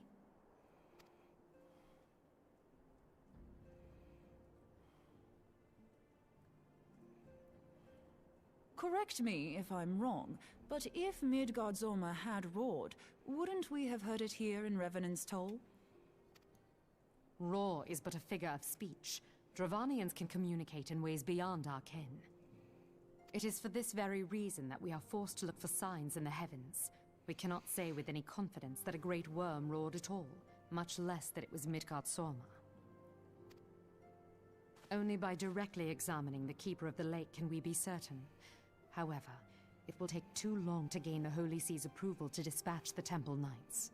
Oh, do I get to go? Therefore, Sir Emric would entrust this task to you. Do you accept?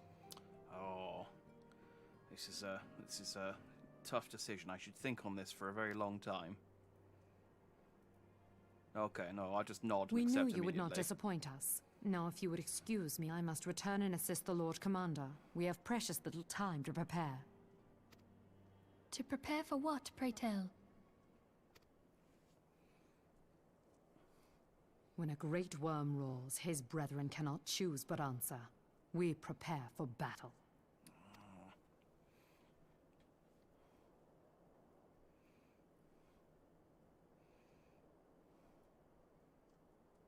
Okay, cool. We get to fight the Midgard Soma. So I wonder if... I mean, I could easily look this up, but obviously Final Fantasy VII, not known for its phenomenal translation. I wonder if the Midgard Zolom was it like a faulty translation of the Midgard, the worm, or if it was a reference to it and it was intentionally called the Zolom. Questions? Forgive me if I state aught that you already know, but I would ensure that you understand the nature of your destination. As Urianger stated, what we now call the Keeper of the Lake is the wreckage of the Agrias, former flagship of the Imperial fleet, and the corpse of the worm responsible for its destruction. 15 years ago, that's the next step in his campaign to subjugate Eorzea, Gaius van Belsar attempted to seize control of Mordona. So massive was his force that all thought his victory a foregone conclusion. But an unlikely ally came to Eorzea's aid that day. Midgardsormr, legendary guardian of Silvertear Falls, burst forth from beneath the waters of the lake and led a host of dragons against the Guardian airships overhead. In what would later become known as the Battle of the Silvertear Skies, the Great Worm felled countless airships before engaging the Agrias. In the ensuing struggle, the flagship's cerulean engines failed, and it tumbled into the lake below. Yet the victory came at great cost, for the explosion which followed claimed the life of the Great Worm as well. That same explosion transformed Silvertear Falls into the desolate wasteland it is today, draining the lake of its waters and crystallizing ether for miles around.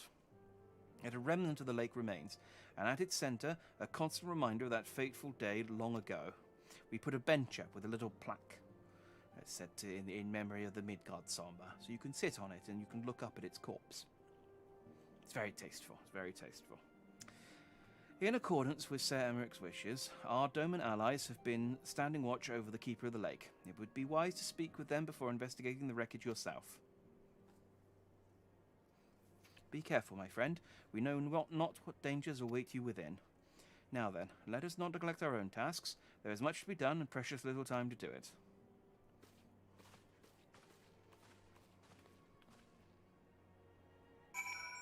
Alright.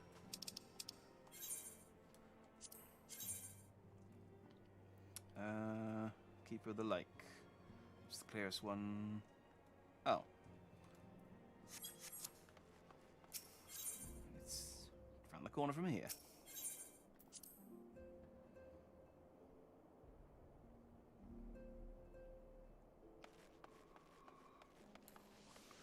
I mean, I probably could have, probably would have been quicker for me to teleport, I suppose, but a waste of gil. Especially when I'm trying to save for a house, every little counts.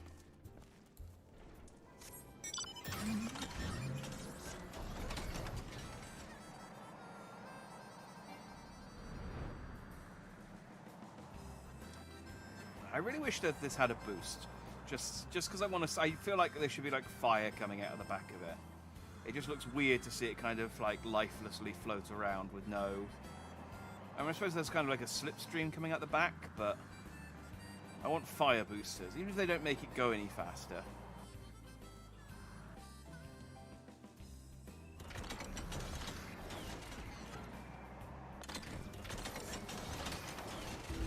What's up?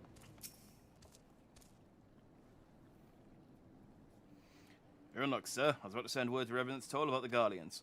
Of late, I've seen small airships, likely from Castrum Sentry, come and go from the Keeper of the Lake. Though I cannot say for certain at this distance.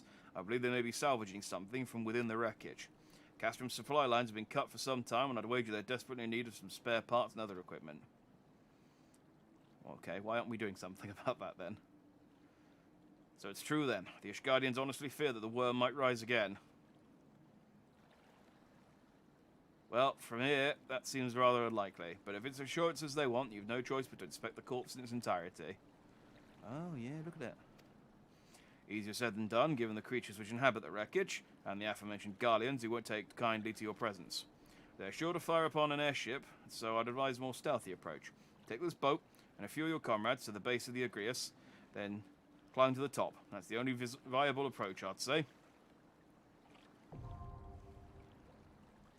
Ah, it's a new dungeon. Lovely.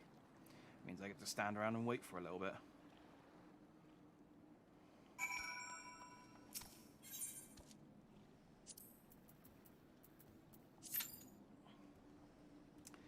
8 minutes. It's too bad, I suppose. Oh, dear. Oh. I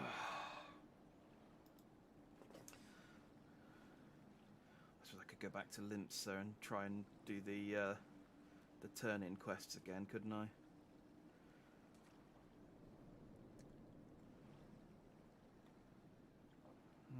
8 minutes, yeah.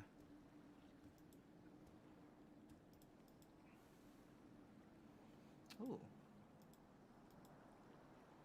I got a tour to, got an invite to get a tour of the Gundam factory in Yokohama. I feel like it's the 3rd of October. I mean, there must be a digital.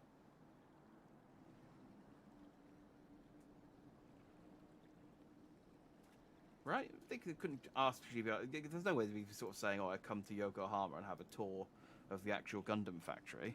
Because there's a pandemic. I'm pretty sure Japan's still in a state of emergency, aren't they?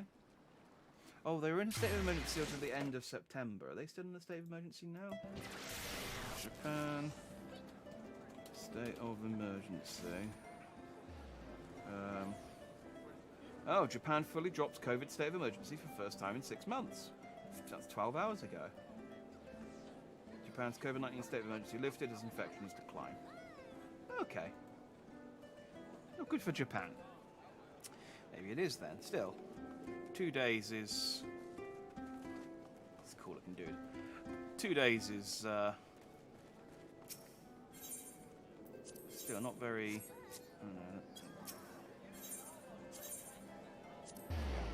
2 days is still not very, not very long notice. I don't know what the travel restrictions are for going to Yokohama. Point is, I'm not going to Yokohama. I have plans tomorrow. And Sunday, when the actual tour is. Right, sauteed porcini. Oh, I actually have one of those from leftover from last time. A birch branch and a cobra fish. Nice.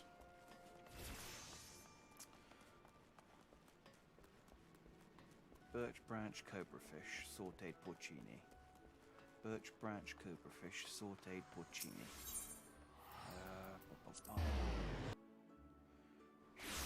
I wish you could just access the market board whenever you needed to. I don't know why you have to go to a place.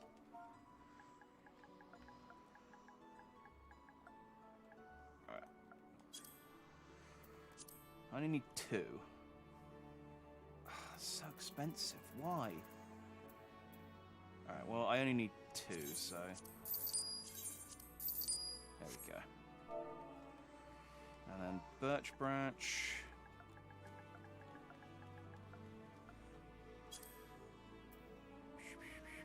Branch.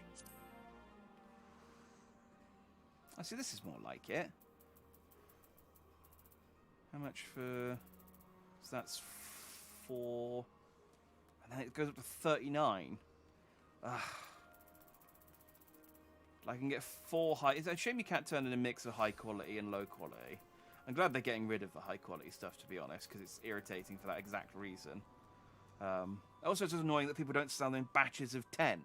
Like, surely they know that people want to use them for... I mean, I suppose because they're 4 gil, I'll take the stack, and I guess I could just throw them away if I need to, but...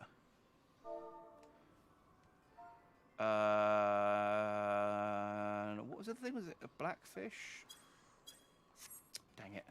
Took too long complaining about the cost of things that I've forgotten what the fish was called. Oh, that's fine. Well, we have 2 tanks and 4 DPS. We're just waiting on a couple of healers. I assume I shall get the call to arms any second now. Sauteed porcini. There she is. Cobra fish.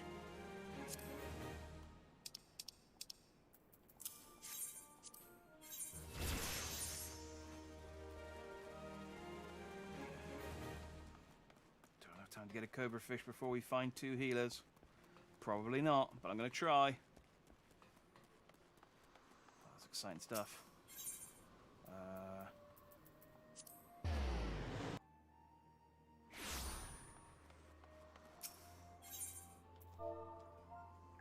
Cobra.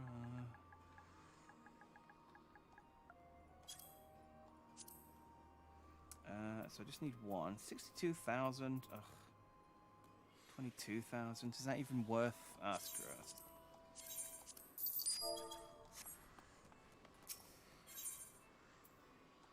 I'm working on the assumption that once I get into Heavenswood, the quest rewards will increase, and the quest rewards are just low during the in between around Reborn and Heavenswood quests. So there'll come a time when I'll be rolling in cash, basically, and I won't have to worry.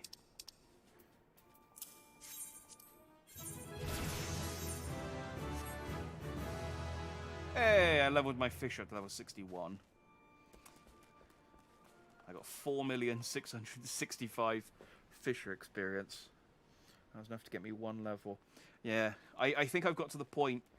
I mean, I still do this just to get the storm seals because they're useful to have. But I think I'm at the point where, because everything is leveled up, so... Oh yeah, 28 people like me. Because I've leveled everything up so much, I'm not getting as much growth as I would do if I'd hit. I really thought we were going to get those 2 healers by now, by the way. If we had just... when I hit 80...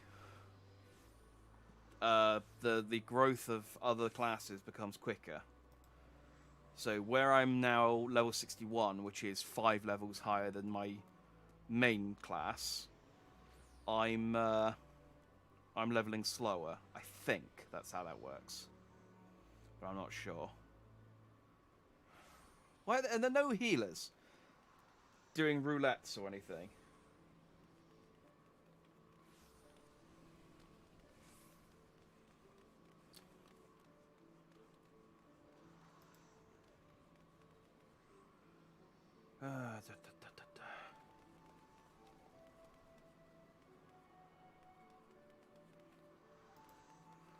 Come on. Yes, thank you. We're ready to go. I don't know how... Is there anything I need to know about this one? This is the Keeper of the Lake.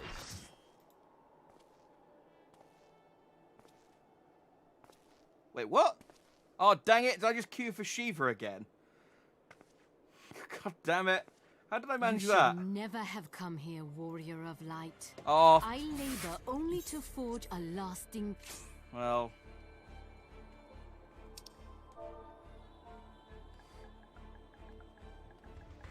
Well, that's fine. I guess we'll help some... We'll help some noob.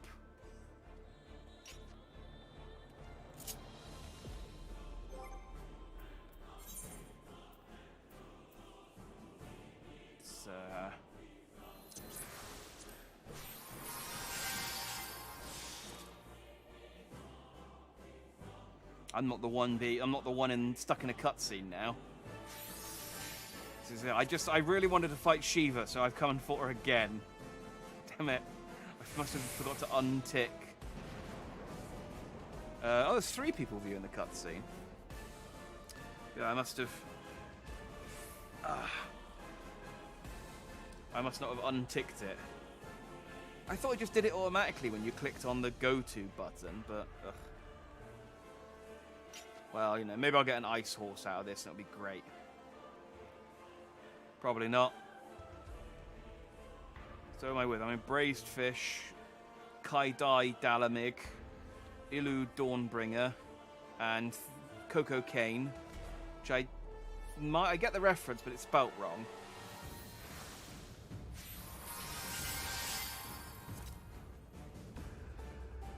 Yeah, the Shiva one I can see being annoying because of how long the cutscene is. There we go. Petra, Frost Iceborne, Petra Storm Gale, and Durin the Grey. We going? We're going, okay. Well, at least this fight was, you know, piss easy. This is where I die this time. Because there was some hidden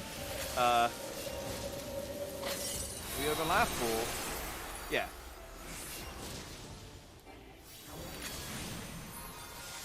There's some hidden mechanic that I wasn't doing, but everyone else was.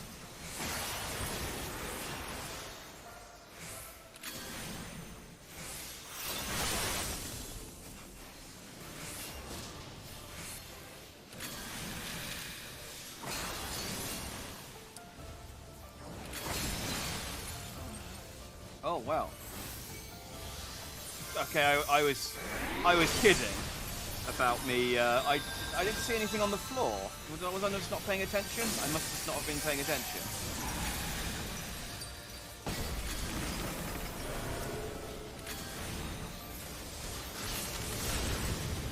I don't remember anything like that happening last time we did this.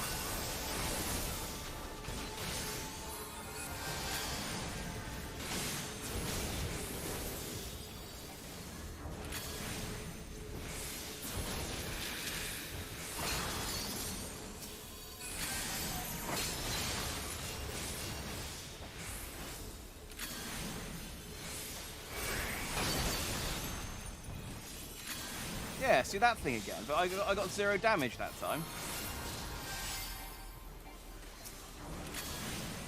Man.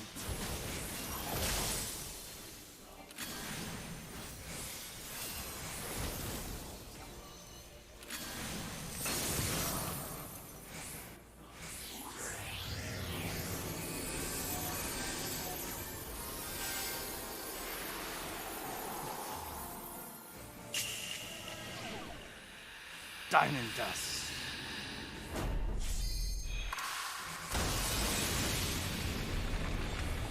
I mean, it's a cool move, but the fact that it doesn't really do a lot, it kind of negates some of how cool it is.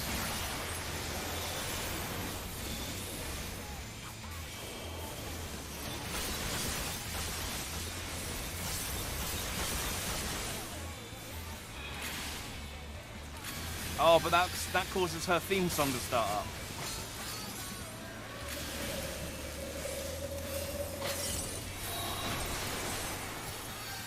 Oh, maybe... Oh, those ones are the ones where we have to... not overlap.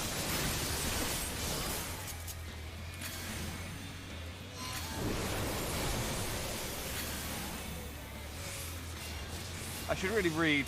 Before I start, if I ever do grind for the horses, which is not something you want to hear in a stables, let's put it that way. Oh, I'm being... Well, I'm an ice cube. I guess, well, those guys, they're probably going to finish her off in a second, so... We did it! As I lie dying on the ground.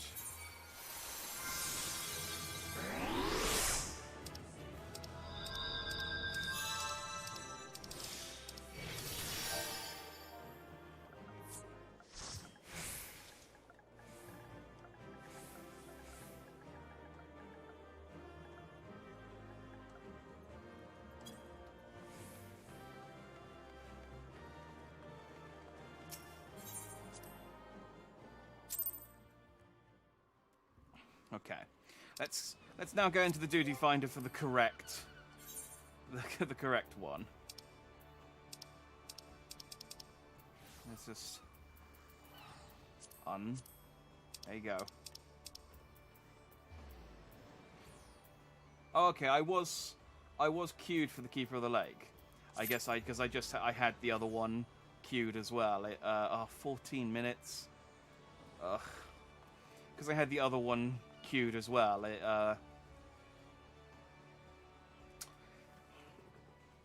It screwed me. It screwed me. Okay. When in doubt, go do some gambling. To the gold saucer. Oh wait, did I get the fish? Did I turn the fish in? I did, didn't I? Because yes, I was... No, wrong place. I was standing around doing nothing when I got teleported in. And this one's got like, it only needs 4 people, and yet the wait time is higher. I guess the other one's shorter though, so there's no winning. If I ever do go and grind for the horses, which as I said is not something you want to hear in a stable, I will look up how to do each of the fights, like all the actual bits. So I mean, I kind of generally know, but there were bits of that fight where I was like, I appear to have died suddenly. It's not entirely clear why that happened. Dang it. 360's okay.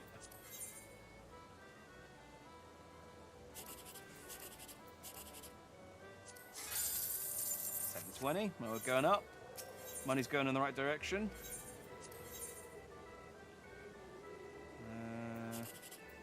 Oh. Hey, 10,008.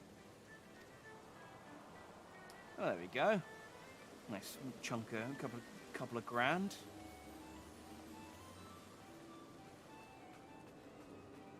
Do I have any cards at the moment? Do I need to sell?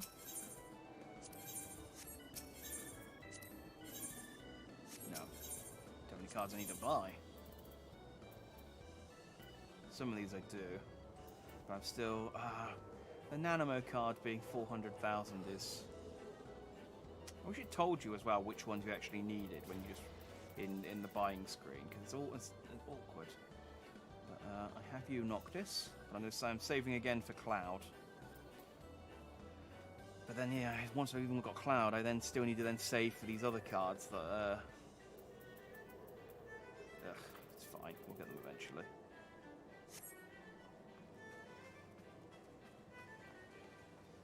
Is there a tournament on at the moment? So, I don't know how this one I can. Upcoming tournament. Next to a tournament will be the Mandeville tournament, and it's another lightning card. Accepted from the 5th of October. Okay. So next weekend I gotta play. I wish there was a tournament on every week, but what can you do? What can you do?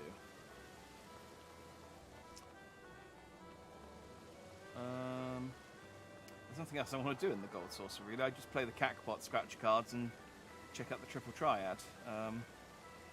If I can't even queue for an open tournament, there's not one going anyway, but... this is the worst part, where you're waiting for something to queue in. Again, if I was just playing on my own, I'd just queue and then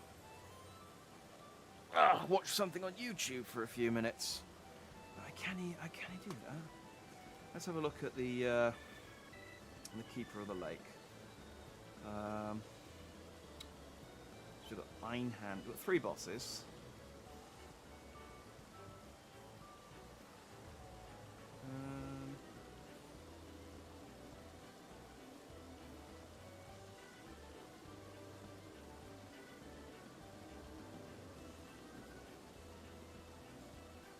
Okay.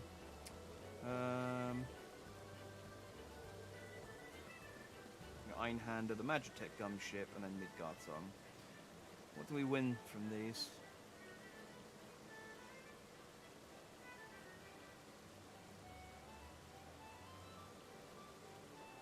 Striking, maiming, scouting. Casting is probably the set that I want to get. Yeah, Red Mage, Blue Mage. So it's Bogateer's Thigh Boots of Casting. Is it just the thigh boots you can get?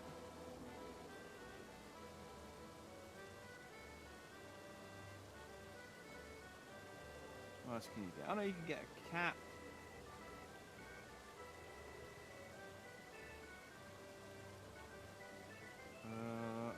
the long coat of casting. Okay, great.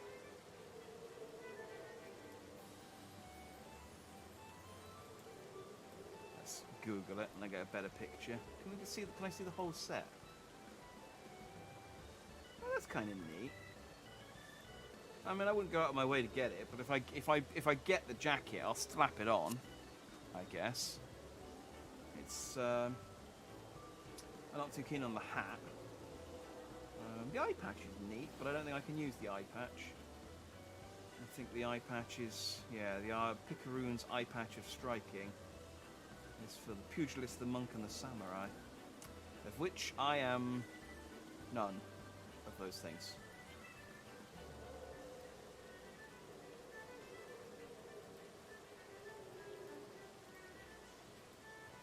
Cool set though. Yeah.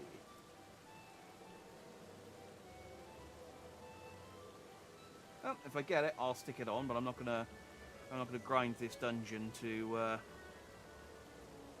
I'm not gonna grind this dungeon until I get it. Let's put it that way.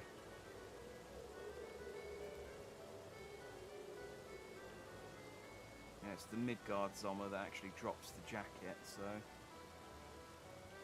Oh, we'll see what happens when I eventually get in. Let's see where we're currently at. We are at 0 tank, 0 healer,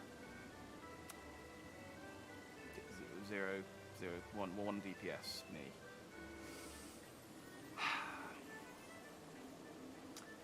So it's all right. It's all right. It's fine.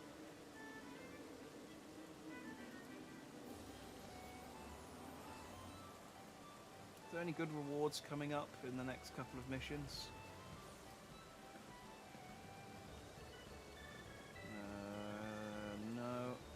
No. Oh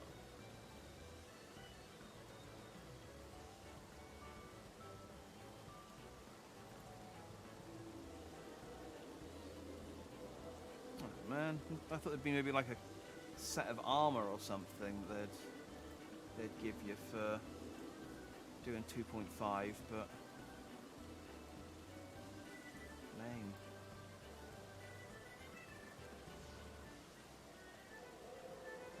Not long to Ishgard. Hey, there we go. That wasn't so bad. They seem to all come at once. They seem to just.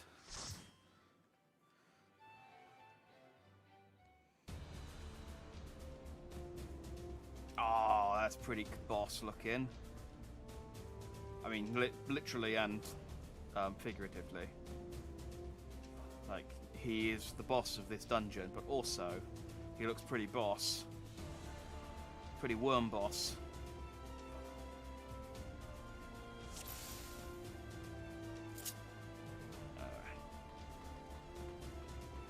Let's go. This isn't a talkative bunch.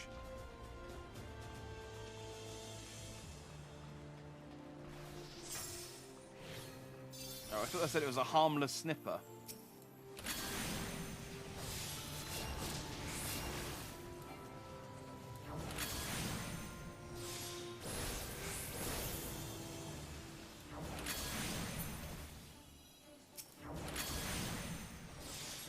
Why are we attacking it if it's harmless? But I understand now. Oh, and the codpiece clipper. That's a painful place to clip. And yeah, I'll be honest, if I think one of those things, given the size of them, clipped your codpiece, you wouldn't need a codpiece anymore. Let's put it that way.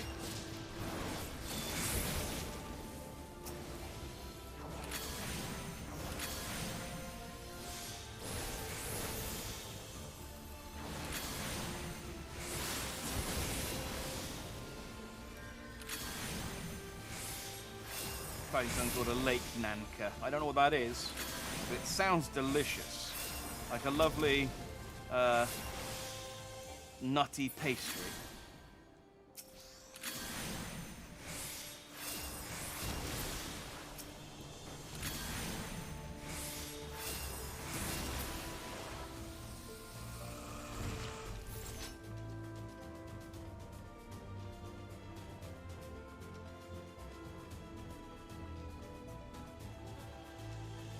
I do kind of wish but I was I had been able to get through this quickly enough to be able to do the Endwalker stuff when it comes out. Just because I guess I don't hate it, but it would be nice to do a dungeon with people who have never done, like a group of people who have never done it before, and it's not just there's a tank and they are running around the entire time because they know exactly where to go, and they're kiting. You know, we never get to explore any of the sort of branches or anything in these dungeons. It's always just a straight beeline to the boss, which, you know, is fine.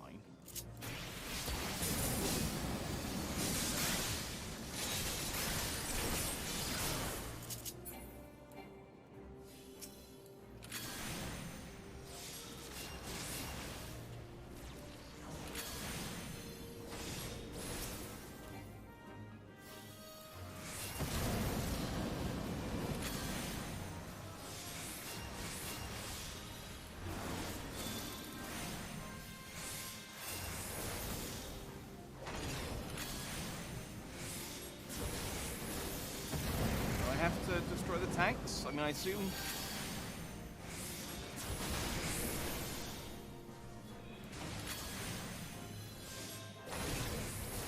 No one else seems to be attacking the tanks. Everyone else is just attacking Einhander.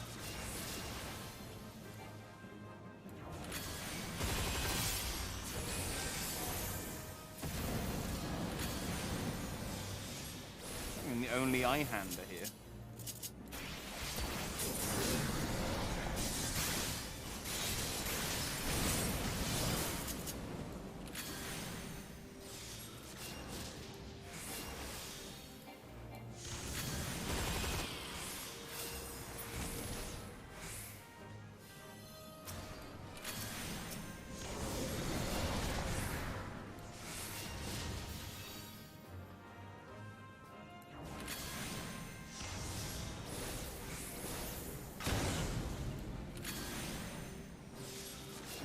No one else seems to be attacking, so I guess you just...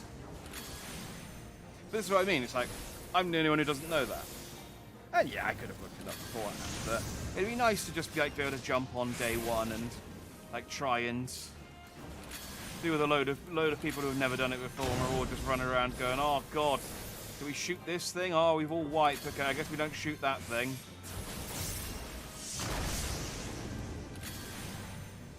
Hey, I'll catch up eventually. And it's not like Endwalker's going to be the last expansion. Right?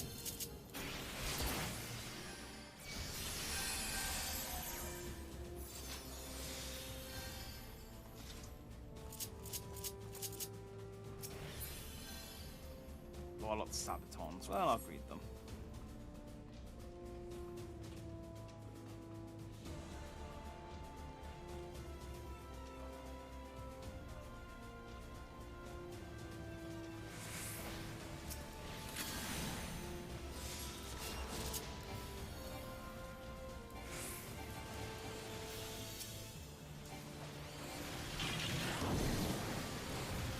Oh, there.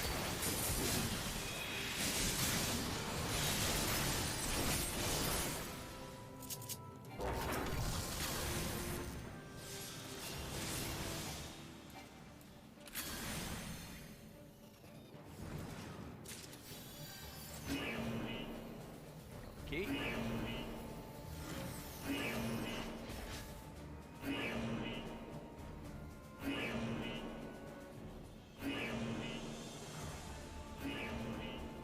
Why is there a robot shouting, "Fill me"?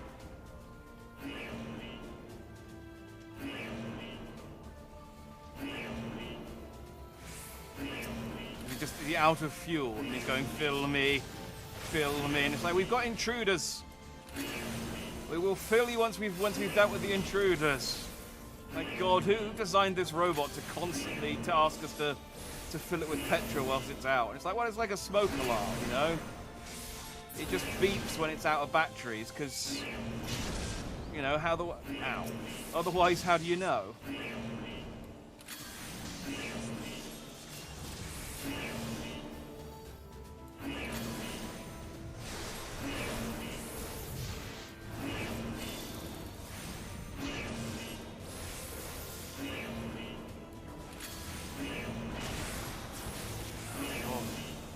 just like my fire alarm, I want to destroy it. Oh, it's still going. Must be a different robot. Oh, God, I'll fill you if you'll shut up.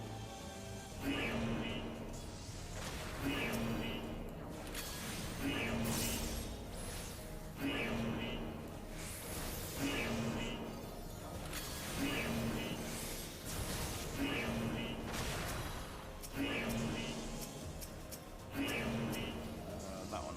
Yeah.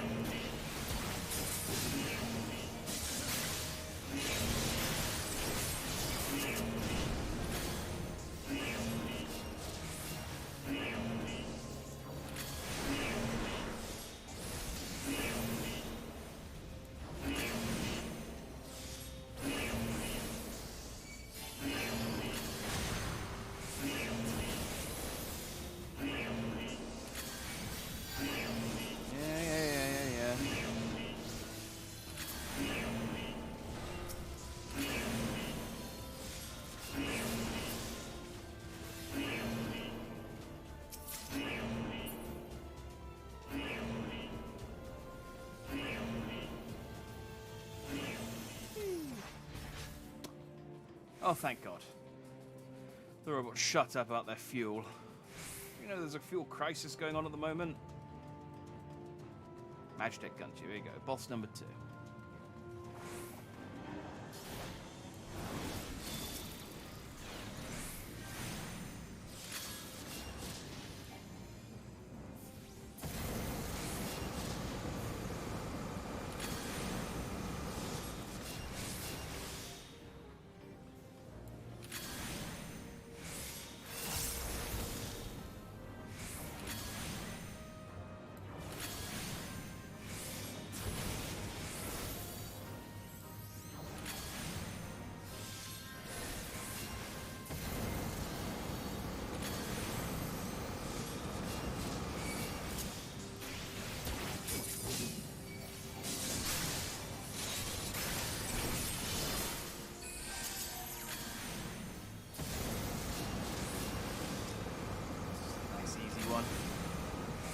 I say, just before being knocked unconscious, undoubtedly. It's generally how these things go. No, get out of the way of the bombing run.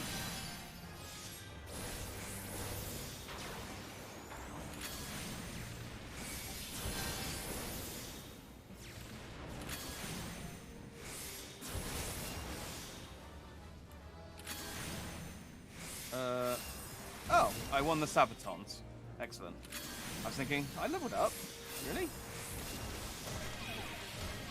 Oh, that was close. Didn't realise what it was doing. Oh, and now I'm in the...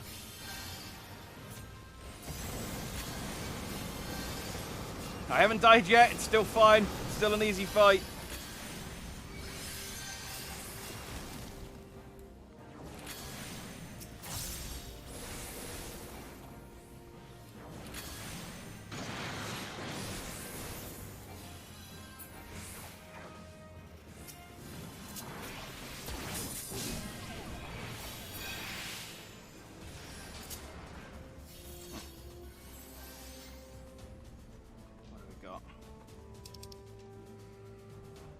Vale's Salet, agreed. And Bugler's Armor of Armimal of Casting, there's a bracelets. I don't need those ones.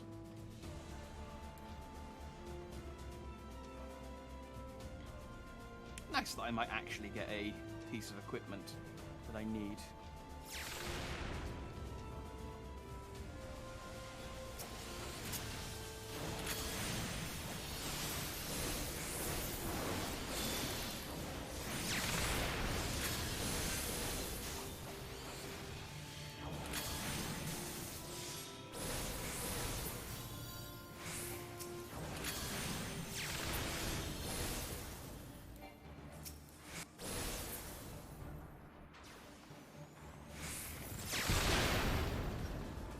Okay, well, that's something we've got to worry out for, I guess. Just being randomly exploded by things.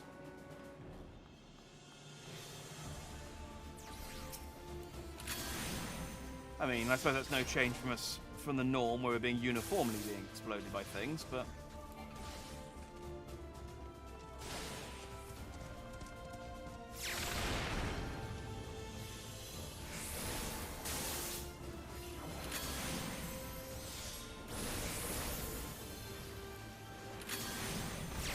Still.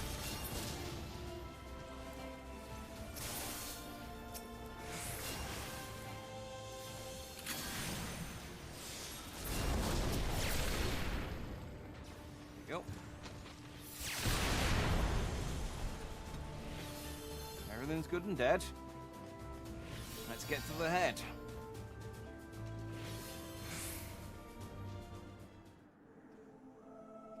Oh, I think we're at the head. Well, no, these are tiny dragons. These aren't the head. Who treadeth now upon my bones, and waketh me from slumber sweet? It's not actually the dragon talking, it's just some guy doing behind a rock doing some ventriloquy. He's like, ha, got ya.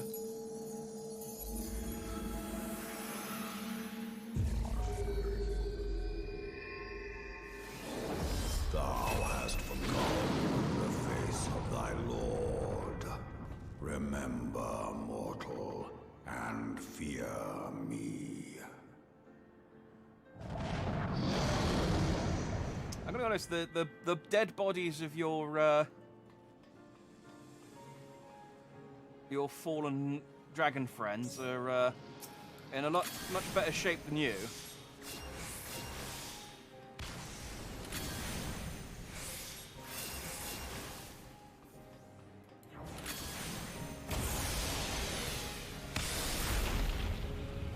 Oh, yeah, there we go.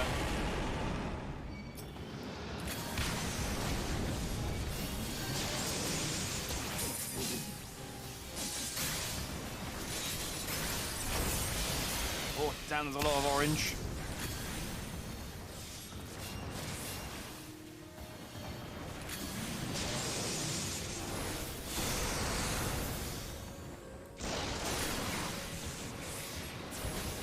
He released his plasma all over me. It's gross. And painful, more importantly, I suppose.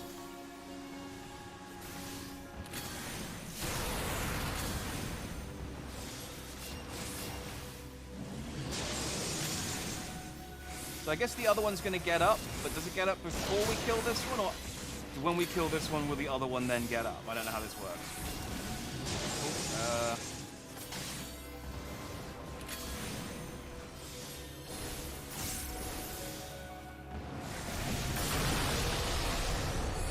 Oh, damn it, I got inside, it was a bit too late.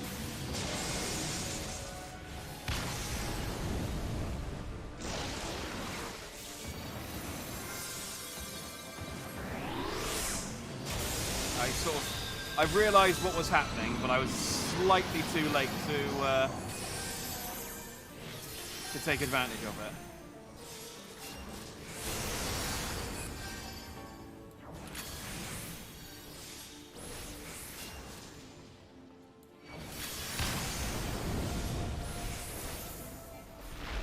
And there we go, there's the other one.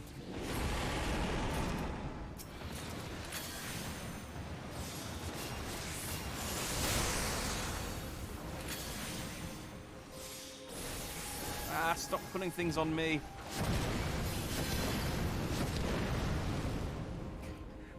Why do I have so much threat? I know I'm really, really strong. But still. Stop attacking me.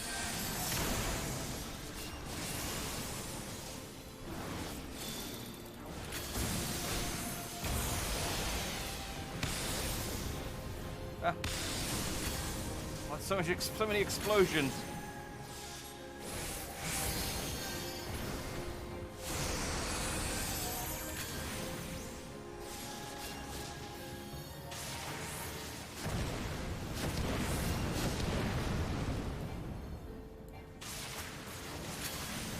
Oh, not enough MP. Dang it. I keep getting interrupted.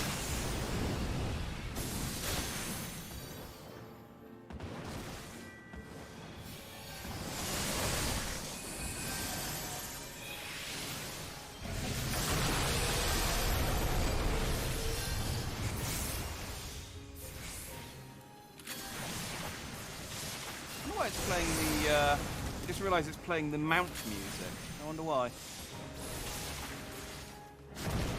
Maybe this used to be this dragon's music, and they then later added it as the mount music.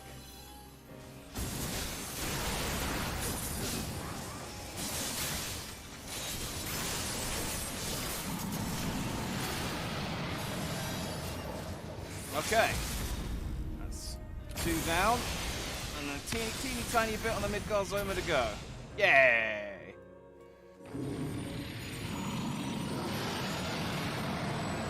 Yeah, what was that about your master? Or whatever? Suck it, dead dragon. Stay dead, dragon. Boosh. You got dewormed. Yeah. Picaroon's jacket of maiming. Oh, well, not the jacket I wanted, but... Oh. No, don't! Damn you, Demeth! I was going to give you a commendation! Oh, fine. Oh, I got all of the things. And I got a commendation. It's nice. By her gifts hast thou earned a moment's reprieve. You're talking about the healer? Because, yeah, she was clutch in that fight.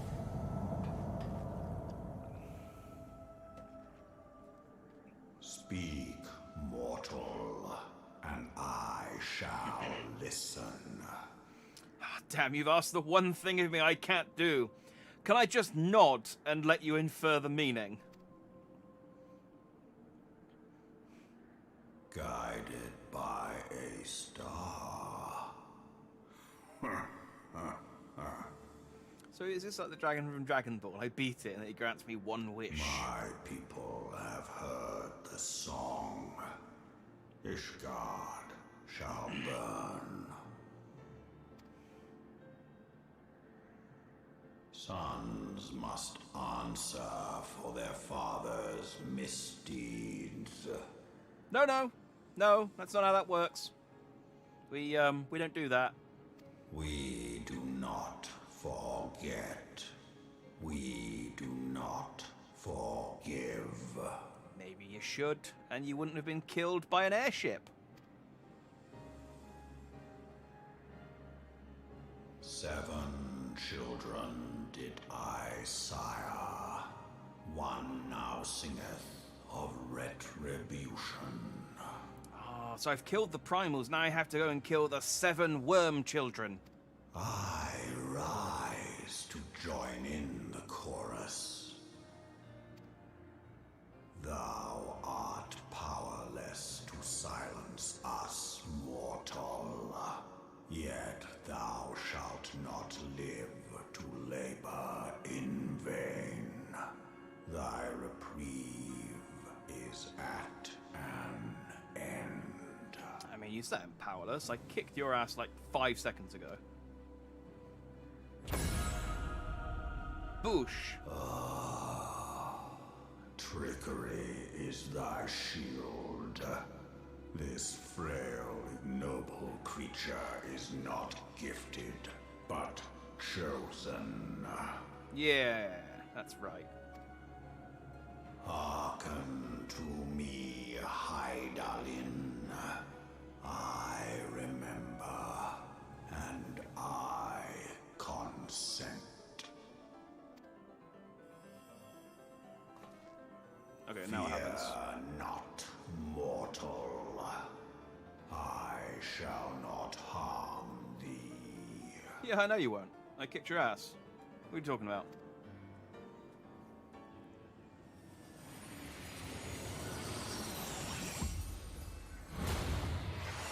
Oh. Haha, tricked you. I shot you with my laser.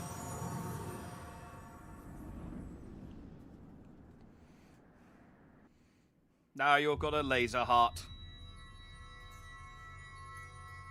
Oh, hey, Hydaelyn. Been a while.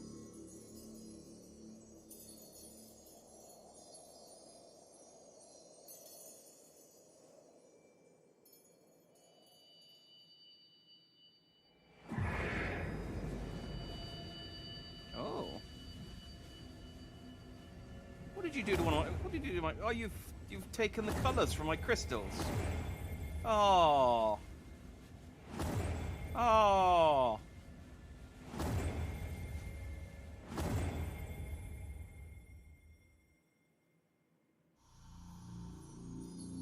Oh no. My mind palace has lost its joy.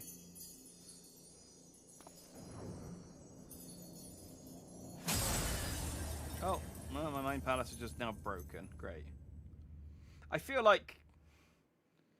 What did you do to me? I will not hurt you, but I will just crush you mentally.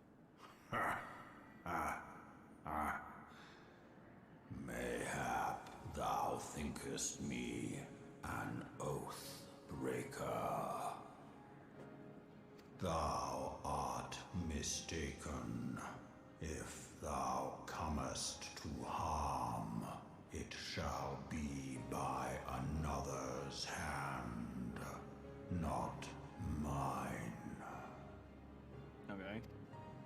So what did you do? I did but strip thee of thy mistress's feeble blessing. I needed that. It stopped me from going all primal.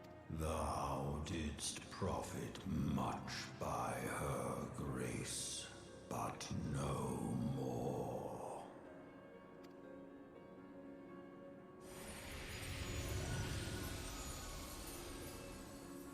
Oh.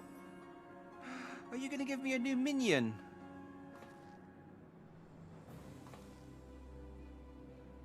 The covenant binds me to thee. I got a little dragon friend. I shall watch, listen, and wait. Oh, what did it say? Look. See here. I don't know. Fight and struggle, if it be thy will. Man hath ever coveted that which lieth beyond his grasp.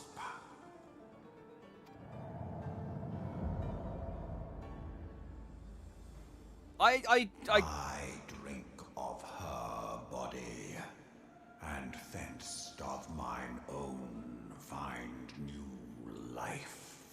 I have no idea what happened in the last 5 minutes. I get the dragons taken Heidelin's blessing away from me, but he seems to have done it. Grown whole, the loyal and penitent shall rejoice. I don't know if he's done it because he doesn't like me, or because he's given me a little dragon, so I think he does like me. So maybe he's suggesting that maybe Heidelin's bad? The dragon song heraldeth our beginning and an end.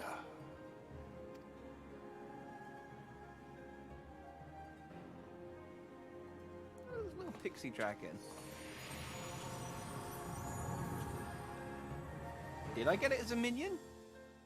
I want it. I want the tiny little dragon. You may summon Midgod by selecting the corresponding entry within your minion guide and under character. Yeah, I can. I've just got him as a little minion now. Oh. Yay! Bye, dog. Oh yeah, got a little baby Midgod Zoma. Oh, when you grow up, can I have you as a mount? Did you just flap after me? I guess so. So did I get anything else? Let's sort. These are all faded copies. I can't do anything with these.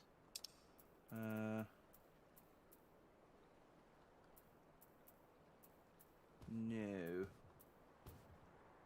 Nothing that I can cash in. How about our equipment? Let's just... Path leads resistance.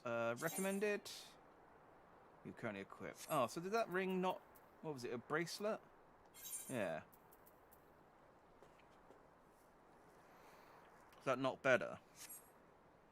Intelligence, determination, critical hit vitality, spell speed. So intelligence slightly lower, vitality lower, critical hits higher. Okay, now I guess I'll just stick with this then. Oh, that's a shame. I thought I got a piece that would actually be useful to me. I was beginning to fear the worst. Were those explosions I saw? Oh, you shouldn't waste time talking with me. Alpha no less a message stating that you would return to the Rising Stones at once.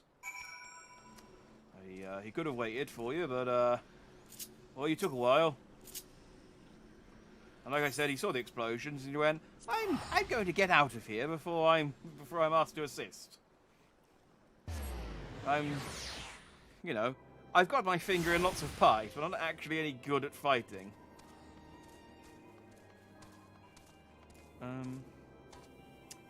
I need to visit a mender at some point, but I guess it's not urgent.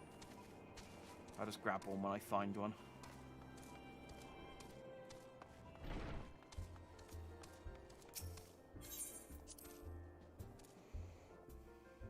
So, am I going to... hey, Lucia. Am I going to explain... Is someone going to explain to me what Midgard Summer just did to me? I've lost all the colour in my mind palace. My Chaos Emeralds are now all grey. Praise the 12 that you were hale and whole. That's hale and whole again. I came as soon as Minfilia informed me of Ser Emeric's requests.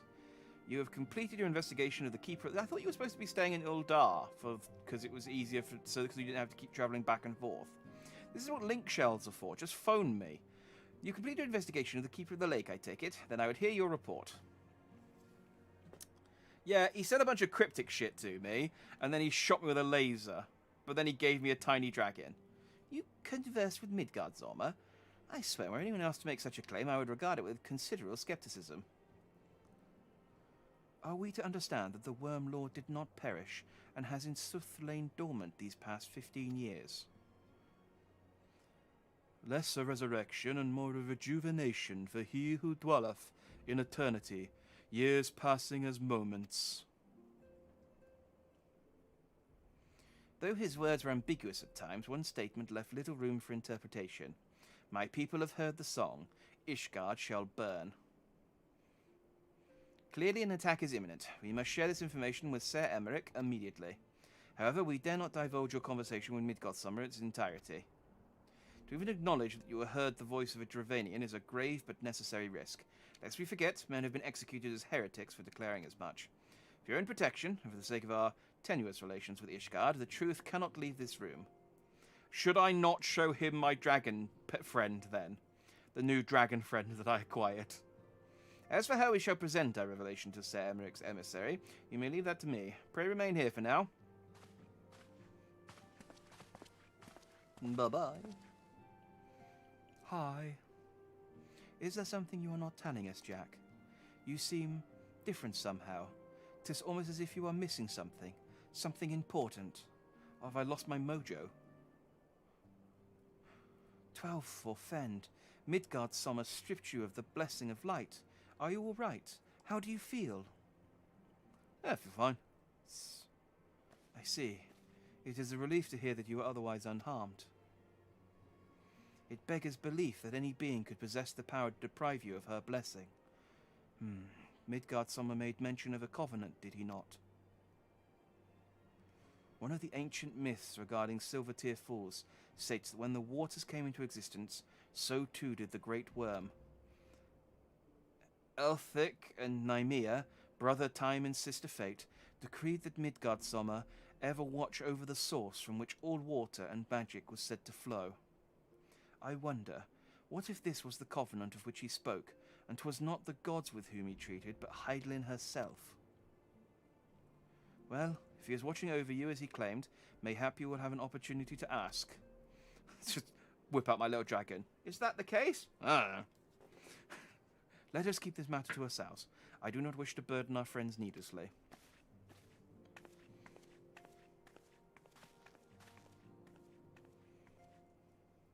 So am I weaker now, or...? Oh, hey! Oh, Art thou a pawn or master of thy fate? What hast thou wrought by thine own hands, mortal?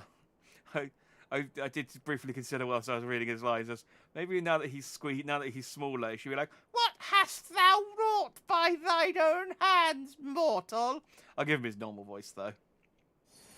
I assume he's speaking with his mind, and in his mind, he's still a big giant snake. Dragon. Worm.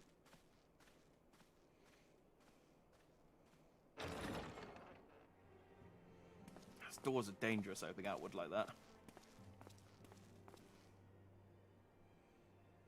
My friend, I can scarce believe it. You confronted the Worm Lord and lived to tell the tale.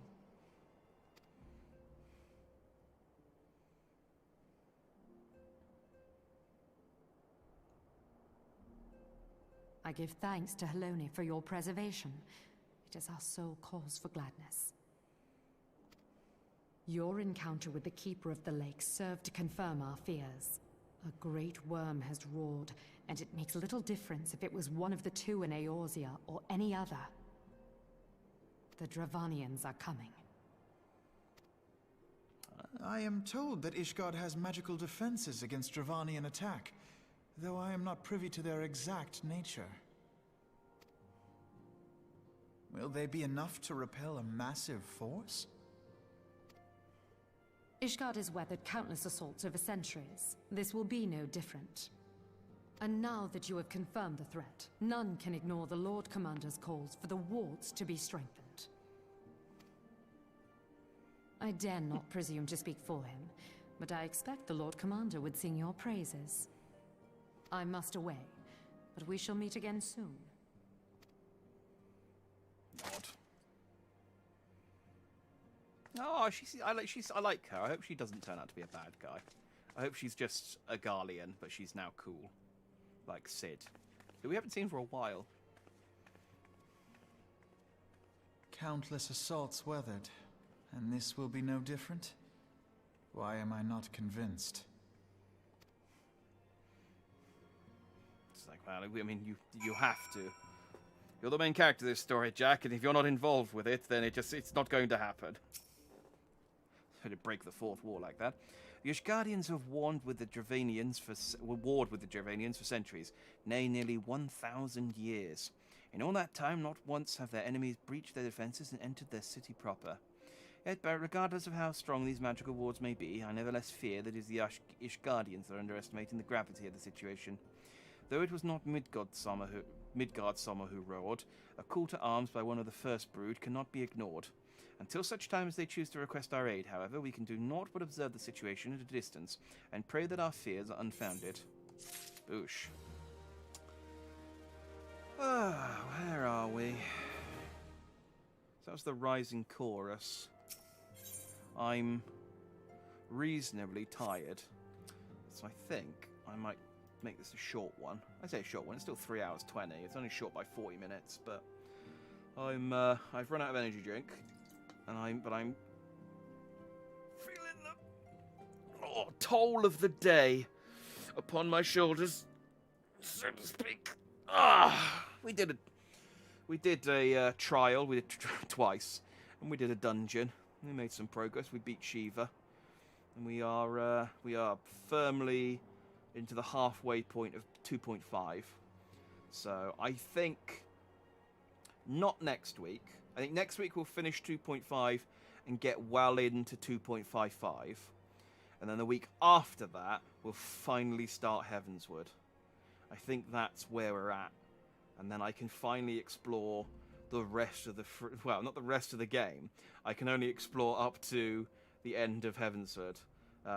So, you know, the stuff in... I can't go to, like, the fringes and stuff. Just looking at the main... the Stormblood quests. It's disappointing to think, though, that, like, I'm level 56, or almost level 57.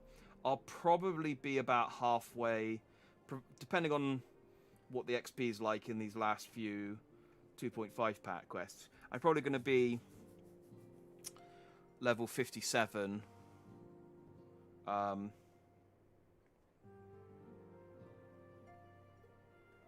a half, sort of coming up to level 58 by the time I get to Heavensward. And then there's only 2. The quests then stop at level 60 for almost the entirety of Heavensward. So I'm gonna hit a plateau of experience and just start slowing to a crawl again. But oh well. I mean, there's not really any. I could just easily like go and grind the XP up and yeah, I could just go and grind XP until I hit 80. But there's really no reason for me to, because I'm over leveled for the quests that I'm doing, and so already, and it just would just make them easier. So yeah, I'll just let myself level up naturally with the story progression, and because I'm sure I will have plenty of opportunity to grind for levels once I've hit level 80 for all of the other 20 something classes and jobs that I have to do. So something to look forward to. Anyway, thanks for watching. If you did, I don't think many people watch live, but if you're watching the VOD, hi, thanks for watching. I've been Jack Dandy. You've been Just Dandy. And I shall see you tomorrow for some Super Monkey Ball Banana Mania. So, bye.